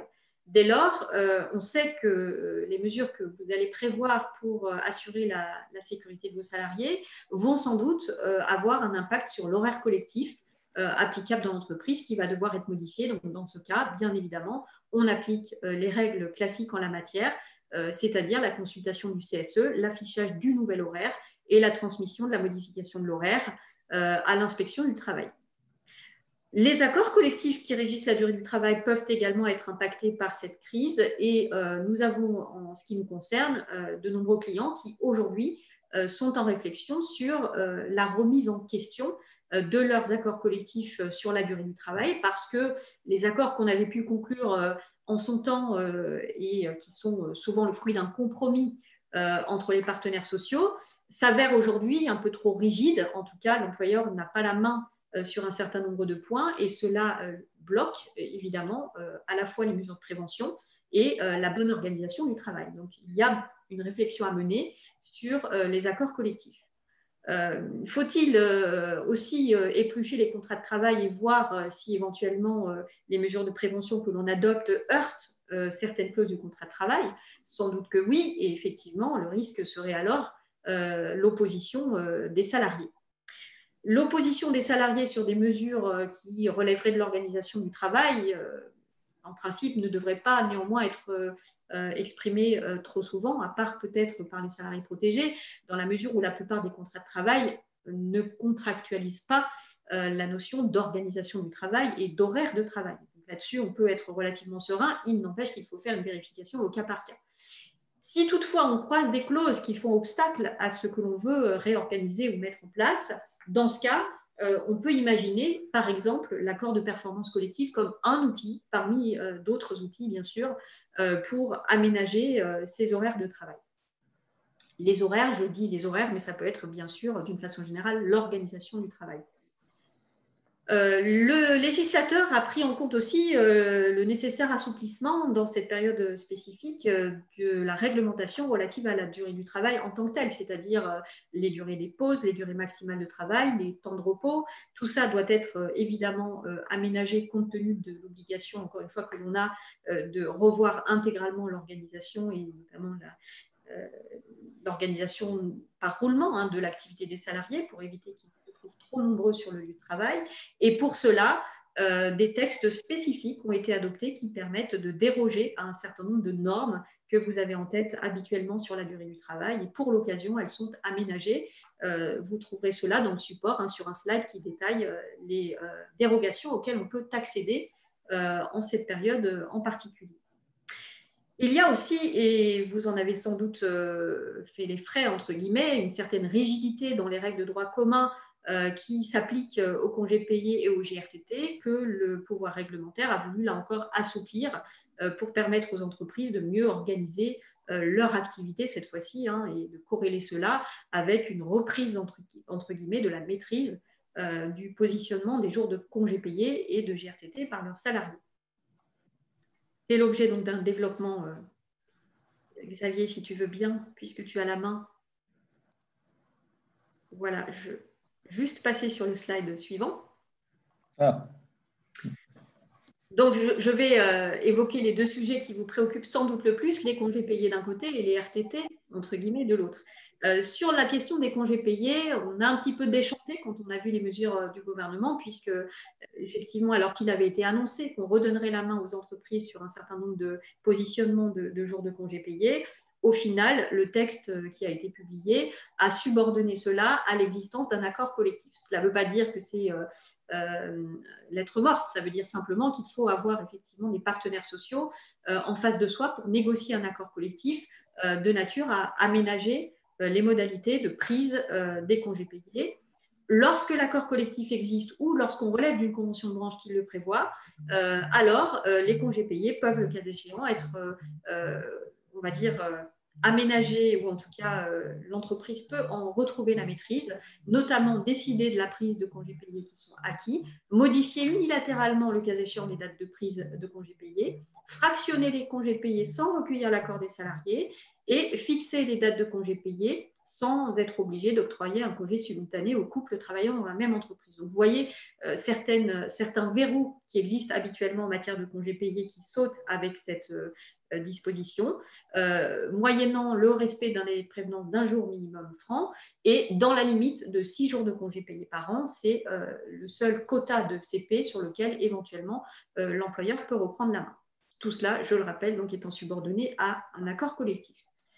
En ce qui concerne les jours de repos et le CET, donc compte épargne-temps, jours de repos issus d'un accord collectif de réduction du temps de travail ou d'un dispositif d'aménagement de la durée du travail sur une période de 4 semaines, nous avons une souplesse qui est un petit peu plus grande dans la mesure où la condition de l'accord collectif n'a pas été posée. Ce qui veut dire que les entreprises peuvent reprendre la main sur le positionnement d'un certain nombre de jours de repos de façon unilatérale, alors moyennant une information du CSE et une consultation du CSE sur le sujet, hein, puisqu'il s'agit effectivement de modifier un certain nombre de mesures d'organisation de la prise de ces jours de repos. Moyennant ces informations consultations, l'employeur peut, dans la limite d'un quota de 10 jours de repos, avoir la main mise sur la détermination de la date de prise ou modifier les dates de prise initialement programmées par les salariés. S'agissant du compte épargne-temps, on a aussi cette ouverture qui est prévue donc, par ces textes-là, autorisant l'employeur à imposer eux-mêmes l'utilisation du compte épargne-temps sous forme de jours de repos, ce qui est inédit, hein, puisque le compte épargne-temps habituellement est à la main exclusive du salarié. Toutes ces mesures, bien évidemment, je ne l'ai pas précisé jusqu'à présent, mais ont une durée de vie limitée, et notamment s'agissant des mesures d'assouplissement concernant les congés payés et les RTT, c'est valable jusqu'au 31/12 de l'année 2020. Merci Laurence. Alors, un autre point également dont on a beaucoup entendu parler tout au long de cette période d'état d'urgence sanitaire, l'activité partielle, que beaucoup d'entre nous avaient un petit peu oublié depuis un certain nombre d'années. L'activité partielle qui a retrouvé toute son utilité pour bon nombre d'entreprises, puisque je crois que nous sommes montés jusqu'à 12 millions de salariés placés en activité partielle. Et dans le cadre de la reprise d'activité, donc si tous vos salariés, vous avez cessé votre activité, vous avez mis en activité partielle tous vos collaborateurs et que vous envisagez de reprendre une activité, si tous vos salariés reprennent en même temps, il n'y a pas de formalité administrative particulière vis-à-vis de la directe, puisque vous faites totalement sortir de cette activité, cette activité partielle vos collaborateurs. Il suffira bien évidemment de ne pas saisir une demande de remboursement d'allocation d'activité partielle qui ne serait bien évidemment pas légitime. En revanche, si vous allez modifier la demande initiale en termes de volume, voire de durée, il est important de prendre contact avec la directe au préalable pour savoir selon quelle modalité vous allez modifier cette demande initiale, s'il est opportun de faire ce qu'on appelle un avenant à la demande initiale d'activité partielle. Alors, la notion d'avenant n'existe pas dans les textes du Code du travail. C'est une pure construction pratico-pratique qu'on voit sur le site de l'activité partielle. Et selon les directs, on n'a pas toujours les mêmes éléments de réponse. Et puis, la grande nouveauté depuis une ordonnance du 22 avril 2020, c'est la faculté d'individualiser le recours à l'activité partielle. Je vous rappelle que jusqu'à présent, l'activité partielle était une mesure collective, donc c'était soit une cessation totale d'activité, soit une réduction collective de l'horaire de travail. Eh bien, depuis l'ordonnance du 22 avril 2020, il est possible, sous réserve d'avoir signé un accord collectif ou à défaut, enfin pas à défaut, soit c'est l'un ou l'autre, vous n'êtes pas obligé de passer d'abord par une négociation, vous pouvez passer directement par une consultation du CSE, mais il vous faut, pour individualiser l'activité partielle, soit un accord collectif, soit un avis favorable. Donc là, il faut vraiment un vote favorable du CSE. Et dans le cadre donc, de cette individualisation, eh bien, à titre exceptionnel, pour simplifier l'organisation des entreprises à la sortie du déconfinement, le gouvernement permet par cette ordonnance de placer en activité partielle une partie seulement des salariés de l'entreprise, d'un établissement, d'un service ou d'un atelier, y compris ceux relevant de la même catégorie professionnelle. Vous pouvez également appliquer à ces salariés une répartition différente des heures travaillées et non travaillées. Mais la condition, c'est qu'il faut signer un accord d'entreprise ou d'établissement ou relever d'un accord de branche ou avoir un avis favorable du CSE sur un document relatif à cette mesure, un document organisationnel. Comment va-t-on individualiser cette mise en activité partielle des collaborateurs, de certains collaborateurs, certains services et autres. Et dans cet accord ou ce document que vous allez soumettre à la consultation du CSE, il faut bien définir les compétences nécessaires au maintien ou à la reprise d'activité, les critères objectifs liés au poste, aux fonctions, aux qualifications et compétences professionnelles et qui justifient le choix des salariés pour dire, voilà, vous reprenez, vous restez en activité partielle. Et on doit également, dans cet accord ou ce document soumis à consultation, définir les modalités et la périodicité qui doit être supérieure à 3 mois du réexamen périodique des critères que vous avez adoptés en termes d'individualisation, les modalités particulières de conciliation entre la vie pro et la vie personnelle et familiale, et enfin, les modalités d'information des salariés pendant toute la durée du recours individualisé ou non uniforme à l'activité partielle. Donc ça, c'est une véritable innovation depuis cette ordonnance du 22 avril qui est censée, nous dit le rapport au président de la République de cette ordonnance, faciliter et accompagner la reprise d'activité en mode progressif, dirons. Donc voilà pour le volet activité partielle. Et pour conclure, Laurence, eh bien, je te propose de nous parler des arrêts dérogatoires, ce qu'on appelle dans notre jargon les arrêts dérogatoires. Oui, alors on appelle arrêts dérogatoires 2 catégories d'arrêts. Les arrêts pour garde d'enfants qui ont été beaucoup utilisés bien évidemment par les parents d'enfants qui ne pouvaient plus être scolarisés. Et les arrêts qui concernent les personnes vulnérables ou en tout cas présentant un risque de développer une forme grave d'infection au virus.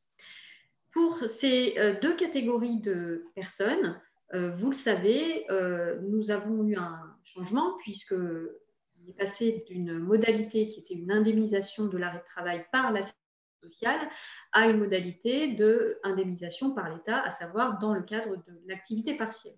C'est ce qu'on a appelé la bascule des arrêts de travail dérogatoires vers l'activité partielle depuis le 1er mai 2020. Aujourd'hui, qu'en est-il ? Eh bien, jusqu'au 31 mai 2020, nous savons que ces arrêts ont toujours cours et qu'ils sont toujours pris en charge dans le cadre de l'activité partielle. Le salarié vulnérable répond à cette définition une série donc, de critères qui sont définis par un décret qui ont d'ailleurs été un petit peu modifiés récemment également.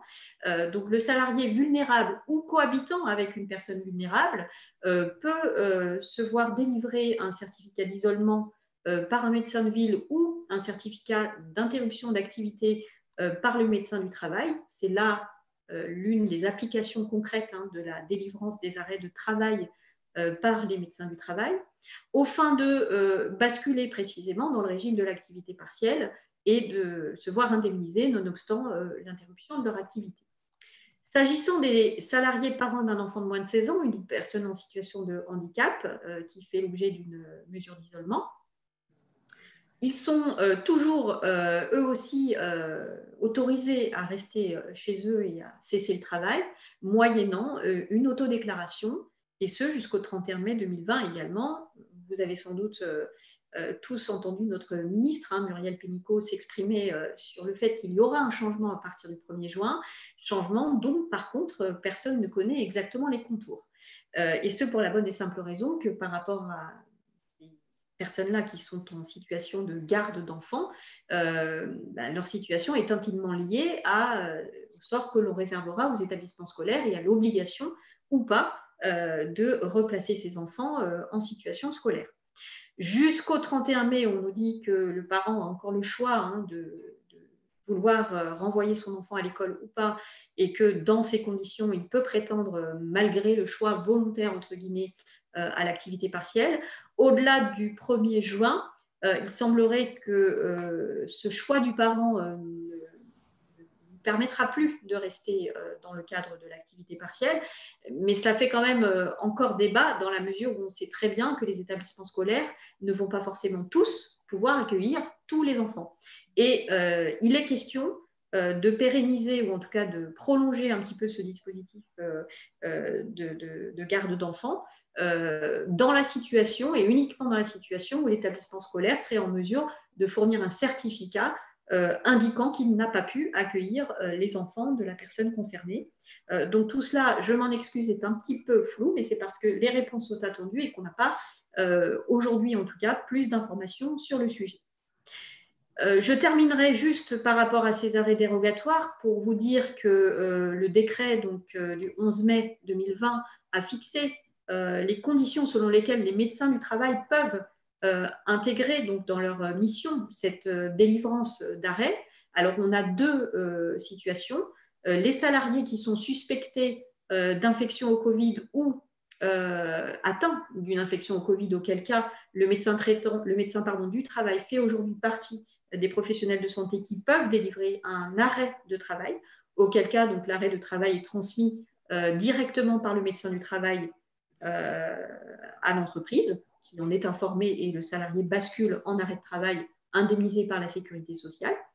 Et puis, vous avez l'autre situation, celle des personnes vulnérables ou des personnes qui cohabitent avec une personne vulnérable, qui font, le cas échéant, l'objet d'une déclaration d'interruption d'activité. Alors, le texte dit sur papier libre avec un certain nombre de mentions néanmoins obligatoires. Et ce document-là, il n'est pas transmis directement à l'employeur, mais il est transmis au salarié qui, lui, sans délai, doit le remettre à son entreprise. Donc, on boucle là-dessus pour répondre aussi en partie aux questions qui ont été posées, à savoir quid d'un salarié dont l'employeur estime que ce serait dangereux de le laisser à son poste de travail parce qu'il est en situation de vulnérabilité connue. Le critère de l'âge, par exemple, est un critère évidemment connu par l'employeur. Donc, pour un salarié qui aurait atteint une limite d'âge donnée ou dont une pathologie serait portée à la connaissance et connue par l'employeur, une femme enceinte dans le 3e trimestre de sa grossesse, tous ces éléments-là sont des éléments connus par l'employeur qui peut légitimement s'interroger sur la question de savoir s'il peut laisser ses salariés en activité. Là-dessus, le texte n'est pas d'une limpidité extrême, puisqu'on donne la main aux salariés pour se faire délivrer, entre guillemets, une déclaration d'interruption d'activité, un peu comme sous l'Ancien Régime où le salarié vulnérable s'autodéclarait. S'il ne le faisait pas, il était autorisé à poursuivre son activité. Donc aujourd'hui, si on veut conclure sur ce sujet, je pense que l'on peut rassurer les employeurs en leur disant qu'il n'y a pas d'obligation en ce qui les concerne, de déceler les personnes vulnérables et de leur interdire l'accès au poste. Au contraire, c'est le principe inverse qui est prévu, à savoir que par principe, ils travaillent, sauf si effectivement, ils font la démarche d'aller chercher cette déclaration d'interruption d'activité. Ce qui évidemment n'exonère pas l'entreprise, ou en tout cas ne lui interdit pas de saisir, le cas échéant, le médecin du travail d'une visite à la demande, à sa demande, pour s'assurer, mais ça c'est un outil entre guillemets de droit commun, que le salarié peut travailler et qu'il n'y a pas de contre-indication en tout cas au travail sur le poste tel qu'il existe, moyennant toutes les mesures de précaution qui sont prises. Et enfin, donc vous voyez s'afficher, mais vous le trouverez ultérieurement dans le support, les différents certificats d'interruption d'activité qui existent et la façon de se les procurer. Nous en avons terminé avec la présentation. Nous avions prévu un temps de questions-réponses pour les questions qui n'auraient pas été résolues. Je laisse la parole à Madame Roux pour nous dire si nous pourrons enchaîner sur un certain nombre de questions-réponses, le temps étant écoulé. À vous de nous dire. Oui, je pense que compte tenu des questions qui restent encore ouvertes, on peut évidemment prendre un peu de temps pour répondre 5-10 minutes et puis ensuite on passera à la conclusion. Très bien. Alors, je me permets de prendre la main parce que j'ai vu qu'une question avait été posée et que l'auteur de cette question n'est pas encore très au clair sur la réponse et je le comprends fort bien. Il s'agit de la question des tests. Un participant nous remonte le fait que il se peut effectivement que certaines entreprises aient l'idée de laisser la possibilité du test ouverte au volontariat pour les salariés qui le souhaiteraient et que ces tests-là, éventuellement, pourraient donc être proposés sur la base de ce volontariat avec ensuite une conséquence éventuelle sur la prise de poste ou l'absence de prise de poste. Ce que l'on a indiqué tout à l'heure, c'est que les tests étaient fortement déconseillés par les autorités publiques comme étant d'abord non fiables, puisqu'on ne peut parler au niveau de l'entreprise que de tests sérologiques et non pas de tests virologiques. Les sérologiques donnent une indication sur l'immunité, mais les professionnels de santé que vous êtes, et je vous laisserai peut-être confirmer, Madame Roux, avaient des hésitations, beaucoup d'hésitations sur leur fiabilité, sur leur lisibilité, et surtout, la question qui se pose concrètement, c'est de savoir, à partir du moment où le test sérologique donne une indication seulement sur une immunité, ça peut être faussement rassurant dans le sens où on peut avoir l'impression qu'on a été immunisé et que donc on ne craint plus rien, alors que les scientifiques ne sont absolument pas certains de cette conclusion et en tout cas pas unanimes sur le sujet. Ce qui veut dire que j'entends bien la question pressante de la part des entreprises qui est de dire nous, on aimerait bien offrir cette mesure-là comme une mesure de prévention supplémentaire et si on la base sur le volontariat, on ne voit pas le problème que cela peut poser. Or, la question la réponse entre guillemets du juriste à cela, c'est de dire il faut aller un petit peu plus loin et au bout du raisonnement. C'est-à-dire que, à supposer que vous les proposiez ces tests-là de façon volontaire, qui lirait les résultats et quelles conséquences on tirerait du résultat sur la relation de travail. Donc, j'ai envie de dire que c'est une fausse bonne idée parce qu'une fois que le test est proposé et que le salarié l'a accepté, comment on sélectionne, entre guillemets, les salariés qui peuvent revenir, ceux qui ne peuvent pas revenir, s'agissant de résultats qui sont loin d'être fiables. En tout cas, les tests en soi ne sont pas homologués et les résultats sont d'une fiabilité douteuse. Voilà ce que je voulais ajouter sur cette question. J'espère avoir été plus claire ou en tout cas que le complément aura répondu à l'attente de notre participante qui posait la question.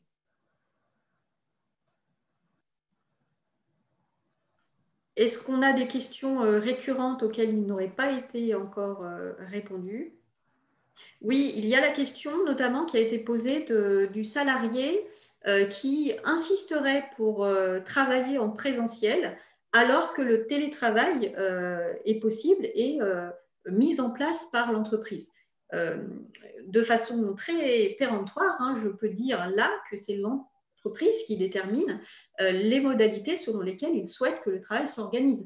À partir du moment où il a mis en place le télétravail, à partir du moment où on a vu tout à l'heure qu'on a un fondement dans le Code du travail pour l'imposer en présence d'une épidémie, c'est dans le cadre du pouvoir de direction de l'employeur que ce dernier détermine la modalité d'organisation du travail. Et oui, je suis assez affirmative, sous le contrôle de mes confrères bien évidemment, sur le fait que l'on peut refuser l'accès en présentiel aux salariés si par ailleurs on lui met effectivement tous les outils à disposition et toutes les possibilités de télétravailler. Là où on aurait peut-être un débat, c'est si on distingue selon les salariés, on privilégie certains par rapport à d'autres en termes de quotité de travail. Là, effectivement, ça pourrait poser un problème, c'est-à-dire on retombe là dans la question de l'individualisation de l'activité partielle qui ne serait pas objectivée par des motifs tels que Xavier les a rappelés. On aurait peut-être effectivement une difficulté en termes d'inégalité de traitement. Mais par contre, sur la question de la modalité d'organisation du travail, présentiel ou télétravail, c'est bien l'employeur qui a la main et qui décide. Je dirais, pour compléter cela, que néanmoins, il faut être extrêmement attentif, et Franck l'a rappelé, au fait de prévoir dans le document unique d'évaluation des risques toutes les mesures de prévention qui vont avec, parce qu'effectivement, il ne s'agit pas d'isoler les salariés dans leur univers privés sans les accompagner et sans mettre en place toutes les mesures. Donc, c'est peut-être cela dont pourrait se plaindre un salarié, d'être mal accompagné dans le télétravail. Mais par contre, le principe du télétravail peut être imposé par l'entreprise. On a aussi la question inverse, hein, c'est-à-dire celle du salarié à qui on demande de revenir en présentiel parce qu'on estime que l'entreprise a mis en œuvre tous les moyens de prévention, en tout cas dans la mesure du possible, hein, pour les protéger, et les salariés qui voudraient rester en télétravail. Et dans ce sens-là, le ministère y répond aussi, hein, là encore, ça relève du pouvoir de direction de l'employeur et un salarié ne peut pas exiger d'être maintenu en télétravail. Donc, la seule modalité que le salarié peut actionner lorsqu'il a une difficulté liée à ses contraintes personnelles pour se rendre sur le lieu de travail, c'est l'arrêt dit dérogatoire. Soit l'arrêt effectivement qui concerne les vulnérables, soit l'arrêt pour garde d'enfants. Mais en dehors de ce cadre-là, il n'est pas possible pour un salarié de s'opposer à la reprise en présentiel. Bien sûr, les syndicats et l'inspection du travail seront là pour éventuellement pointer les défauts de prévention et de mesures de prévention, auquel cas le débat se déplace, mais sur un autre terrain. Je vois qu'il y a également une question que nous fait remonter Madame Roux sur la question des espaces partagés entre différentes entreprises. Qui est responsable du respect de la sécurité, de la protection de la santé des salariés? Alors, la réponse, en fait, chaque employeur est responsable de ses propres salariés. Après, c'est une question qui relève peut-être plus du droit immobilier. Quelles sont les obligations? Quand je prends un centre commercial, par exemple, qui a différentes enseignes, différents magasins dans son centre commercial, quelle est la relation en termes de gestion des locaux entre le locataire, le propriétaire, les copropriétaires ou les colocataires sur les espaces communs, etc. Et là, bon, c'est une question qui nous dépasse un petit peu, qui n'est plus du droit social, mais qui est du droit de la responsabilité en matière de mise à disposition, de location des locaux. Qui doit faire quoi par rapport à l'accès aux locaux, par rapport à la mise en protection des espaces communs. Mais in fine, en tout cas en droit social, ce sera toujours l'employeur qui est responsable de la protection de la santé et de la sécurité de ses propres salariés, à charge pour lui après sur d'autres volets qui relèvent plus, à mon avis, du droit de la responsabilité locataire-propriétaire dans le domaine de l'immobilier, d'exiger effectivement celui qui est l'obligé de respecter ses obligations en matière d'aménagement des locaux, le cas échéant.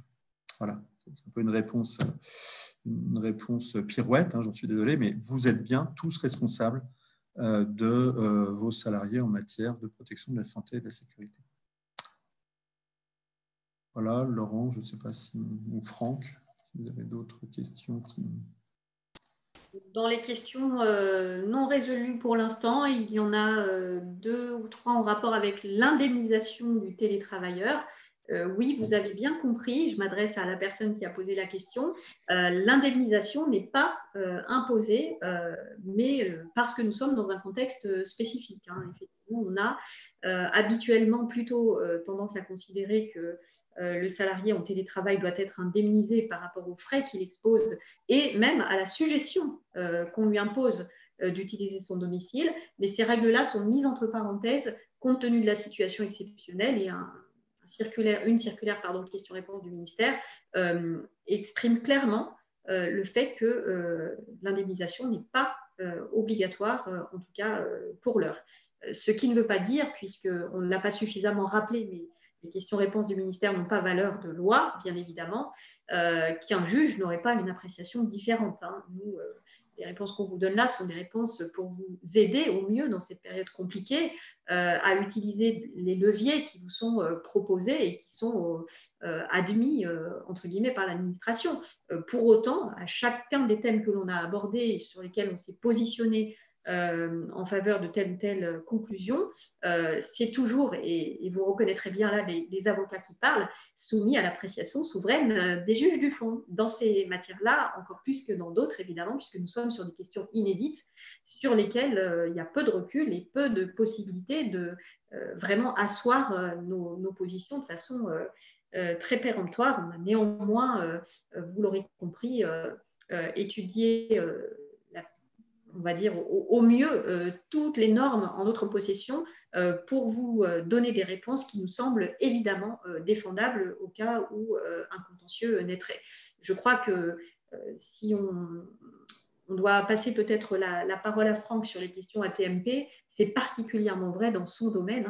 Les ATMP et la responsabilité pénale, ce sont des situations qui s'examineront en tout état de cause au cas par cas, nonobstant les grands principes que nous venons d'évoquer.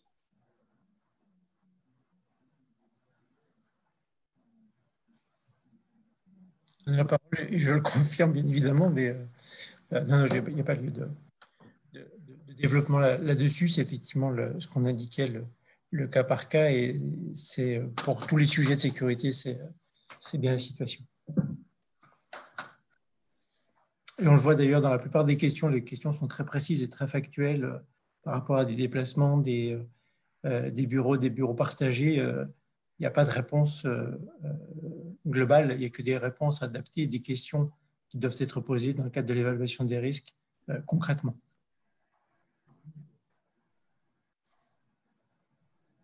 Madame Brault, peut-être, si vous voulez. Je vous propose, compte tenu des questions qui restent encore ouvertes et qui vont trouver leur réponse en ligne, je vous propose de conclure dans les 5 minutes qui nous restent, si ça vous convient.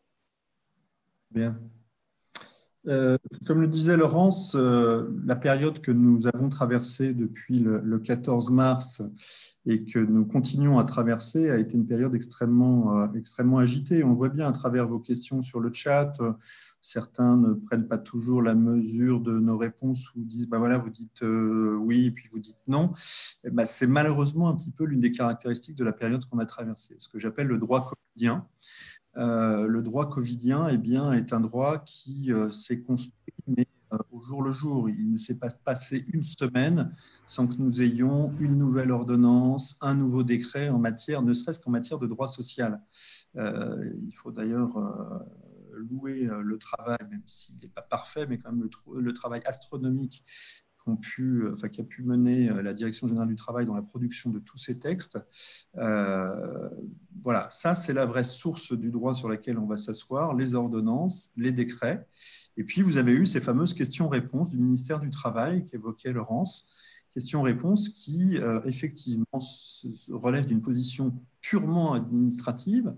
Elles n'ont ni force de loi ni valeur réglementaire, et le ministère du Travail, à travers la Direction générale du travail, a essayé à travers ces documents de tous nous accompagner, vous d'abord, en publiant sur le site un certain nombre de préconisations, nous également en tant qu'avocats, parce qu'on va être honnête avec vous, un peu d'humilité ne fait jamais de mal, on a parfois été assez décontenancés par certains textes, et donc le ministère nous a accompagnés là-dessus à travers ces questions-réponses, mais il faut bien retenir que ces questions-réponses n'ont aucune valeur ni réglementaire ni législative. Les inspecteurs du travail, évidemment, sont plutôt tenus de respecter les positions de la Direction générale du travail dans ces circulaires questions-réponses. Mais en cas de contentieux, il est très clair qu'on aura peut-être aussi un droit du travail, une jurisprudence covidienne qui se développera à l'aune de tous ces textes, toutes ces prises de position.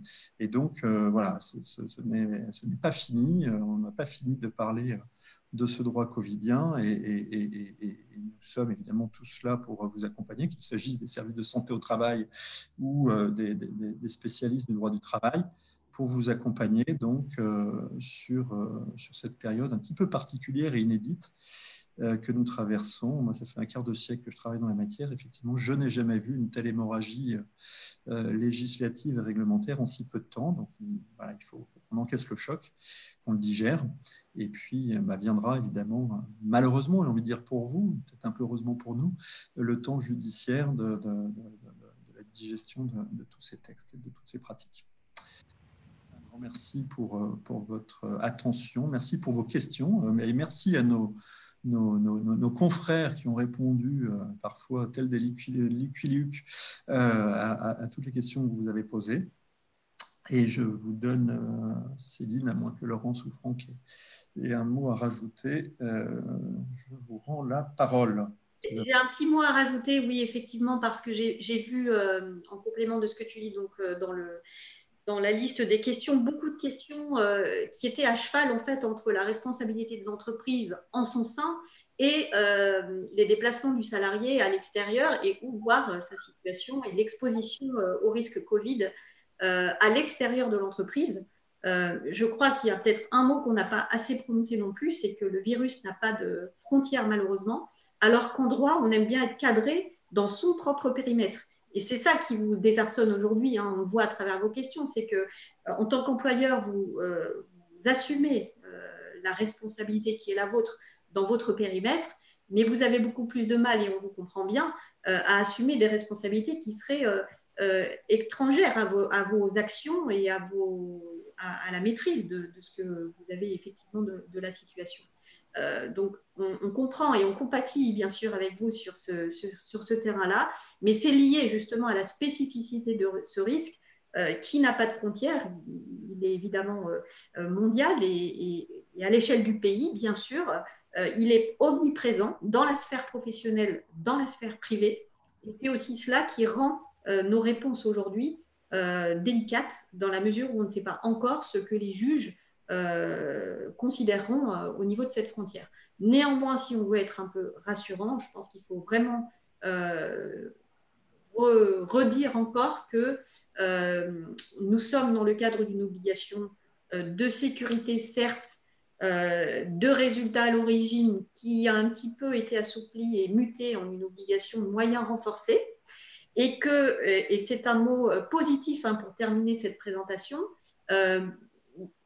dans la mesure où vous aurez démontré avoir mis les moyens, tous les moyens en votre possession possible pour assurer la sécurité de vos salariés, vous serez dans un contentieux, en tout cas, bien loti ou armé pour répondre aux éventuelles critiques. Donc, c'est bien une obligation de moyens renforcés qui est attendue. Et malheureusement, vous ne pouvez pas, à votre propre niveau et dans votre périmètre, tout couvrir.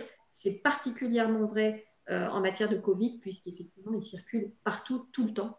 Et c'est déjà beaucoup de s'occuper de son propre périmètre. Donc, je pense qu'il ne faut pas, se fixer un objectif trop ambitieux. En tout cas, on ne peut pas aller au-delà de cela. Merci à toutes et à tous. Merci à nos hôtes de nous avoir associés à cet événement. Avec plaisir. Merci beaucoup à vous. Je rajouterai juste en conclusion, effectivement, que dans cette période, les entreprises ne doivent pas rester isolées sur toutes ces questions-là. Comme nos trois intervenants l'ont précisé, les services de santé au travail sont à la disposition et aux côtés des entreprises et des salariés en matière de conseils, en matière de suivi de la santé. On adapte nos services à la situation.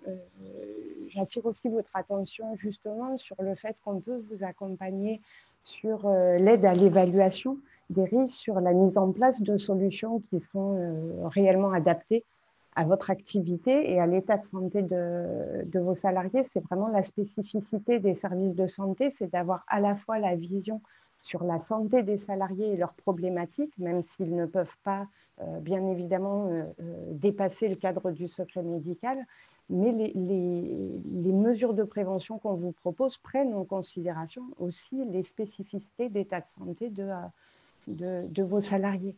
Donc on peut aussi, il y a la question des salariés vulnérables qui a beaucoup été évoquée. N'hésitez pas à vous rapprocher de votre médecin du travail sur le sujet. Si ce n'est pas par une visite de reprise comme on l'a évoqué, ça peut être par une visite occasionnelle demandée par l'employeur ou tout simplement par un échange entre l'employeur et ou le salarié avec le médecin du travail. Donc en Île-de-France, il y a tout de même 3500 professionnels à votre disposition sur ce sujet-là. Donc n'hésitez vraiment pas à les solliciter. Enfin, donc vous retrouverez dans ce support les différents liens vers les sites internet de vos services de santé au travail, mais vous pouvez aussi vous rapprocher de vos organisations patronales et de vos branches professionnelles qui ont des éléments à vous transmettre pour vous conseiller sur le sujet, ou auprès des chambres consulaires, ou enfin auprès de vos conseils juridiques habituels. Sachant que je fais juste un petit zoom sur les organisations des branches professionnelles, les partenaires sociaux et les services de santé au travail ont travaillé avec la Direction générale du travail justement pour vous mettre à disposition toutes les fiches et les guides pratiques qui vous aident à mettre en œuvre une activité en toute sécurité. Donc, il y a des avis vraiment divers, y compris les avis des syndicats salariés et employeurs sur ces sujets-là. Pour conclure, je remercie vraiment sincèrement nos 3 conférenciers et les 5 collaborateurs du cabinet Chassani et Waterloo qui ont répondu en ligne à vos questions, parce que je vois qu'il n'y a qu'une seule question ouverte, donc quelle efficacité. Je vous remercie pour la qualité de vos interventions, pour votre réactivité. Et je remercie aussi, bien évidemment, tous les participants qui ont assisté à cette conférence. On espère vraiment qu'elle vous a été utile. Vous retrouverez le support en ligne sur le site de la Fédération Île-de-France. Nous ne mettrons pas à votre disposition les questions et les réponses aux questions que vous avez posées en ligne, comme je l'ai évoqué en tout début de cette conférence. Par contre, vous pourrez aussi retrouver le support et la vidéo d'un webinaire qu'on a mené sur l'aide au déconfinement ou la mise en place des mesures de prévention. Donc sur ces questions un peu plus précises, comme la surface des locaux par exemple, ou sur les masques, vous avez aussi des éléments qui peuvent vous aider, qui sont mis à votre entière disposition.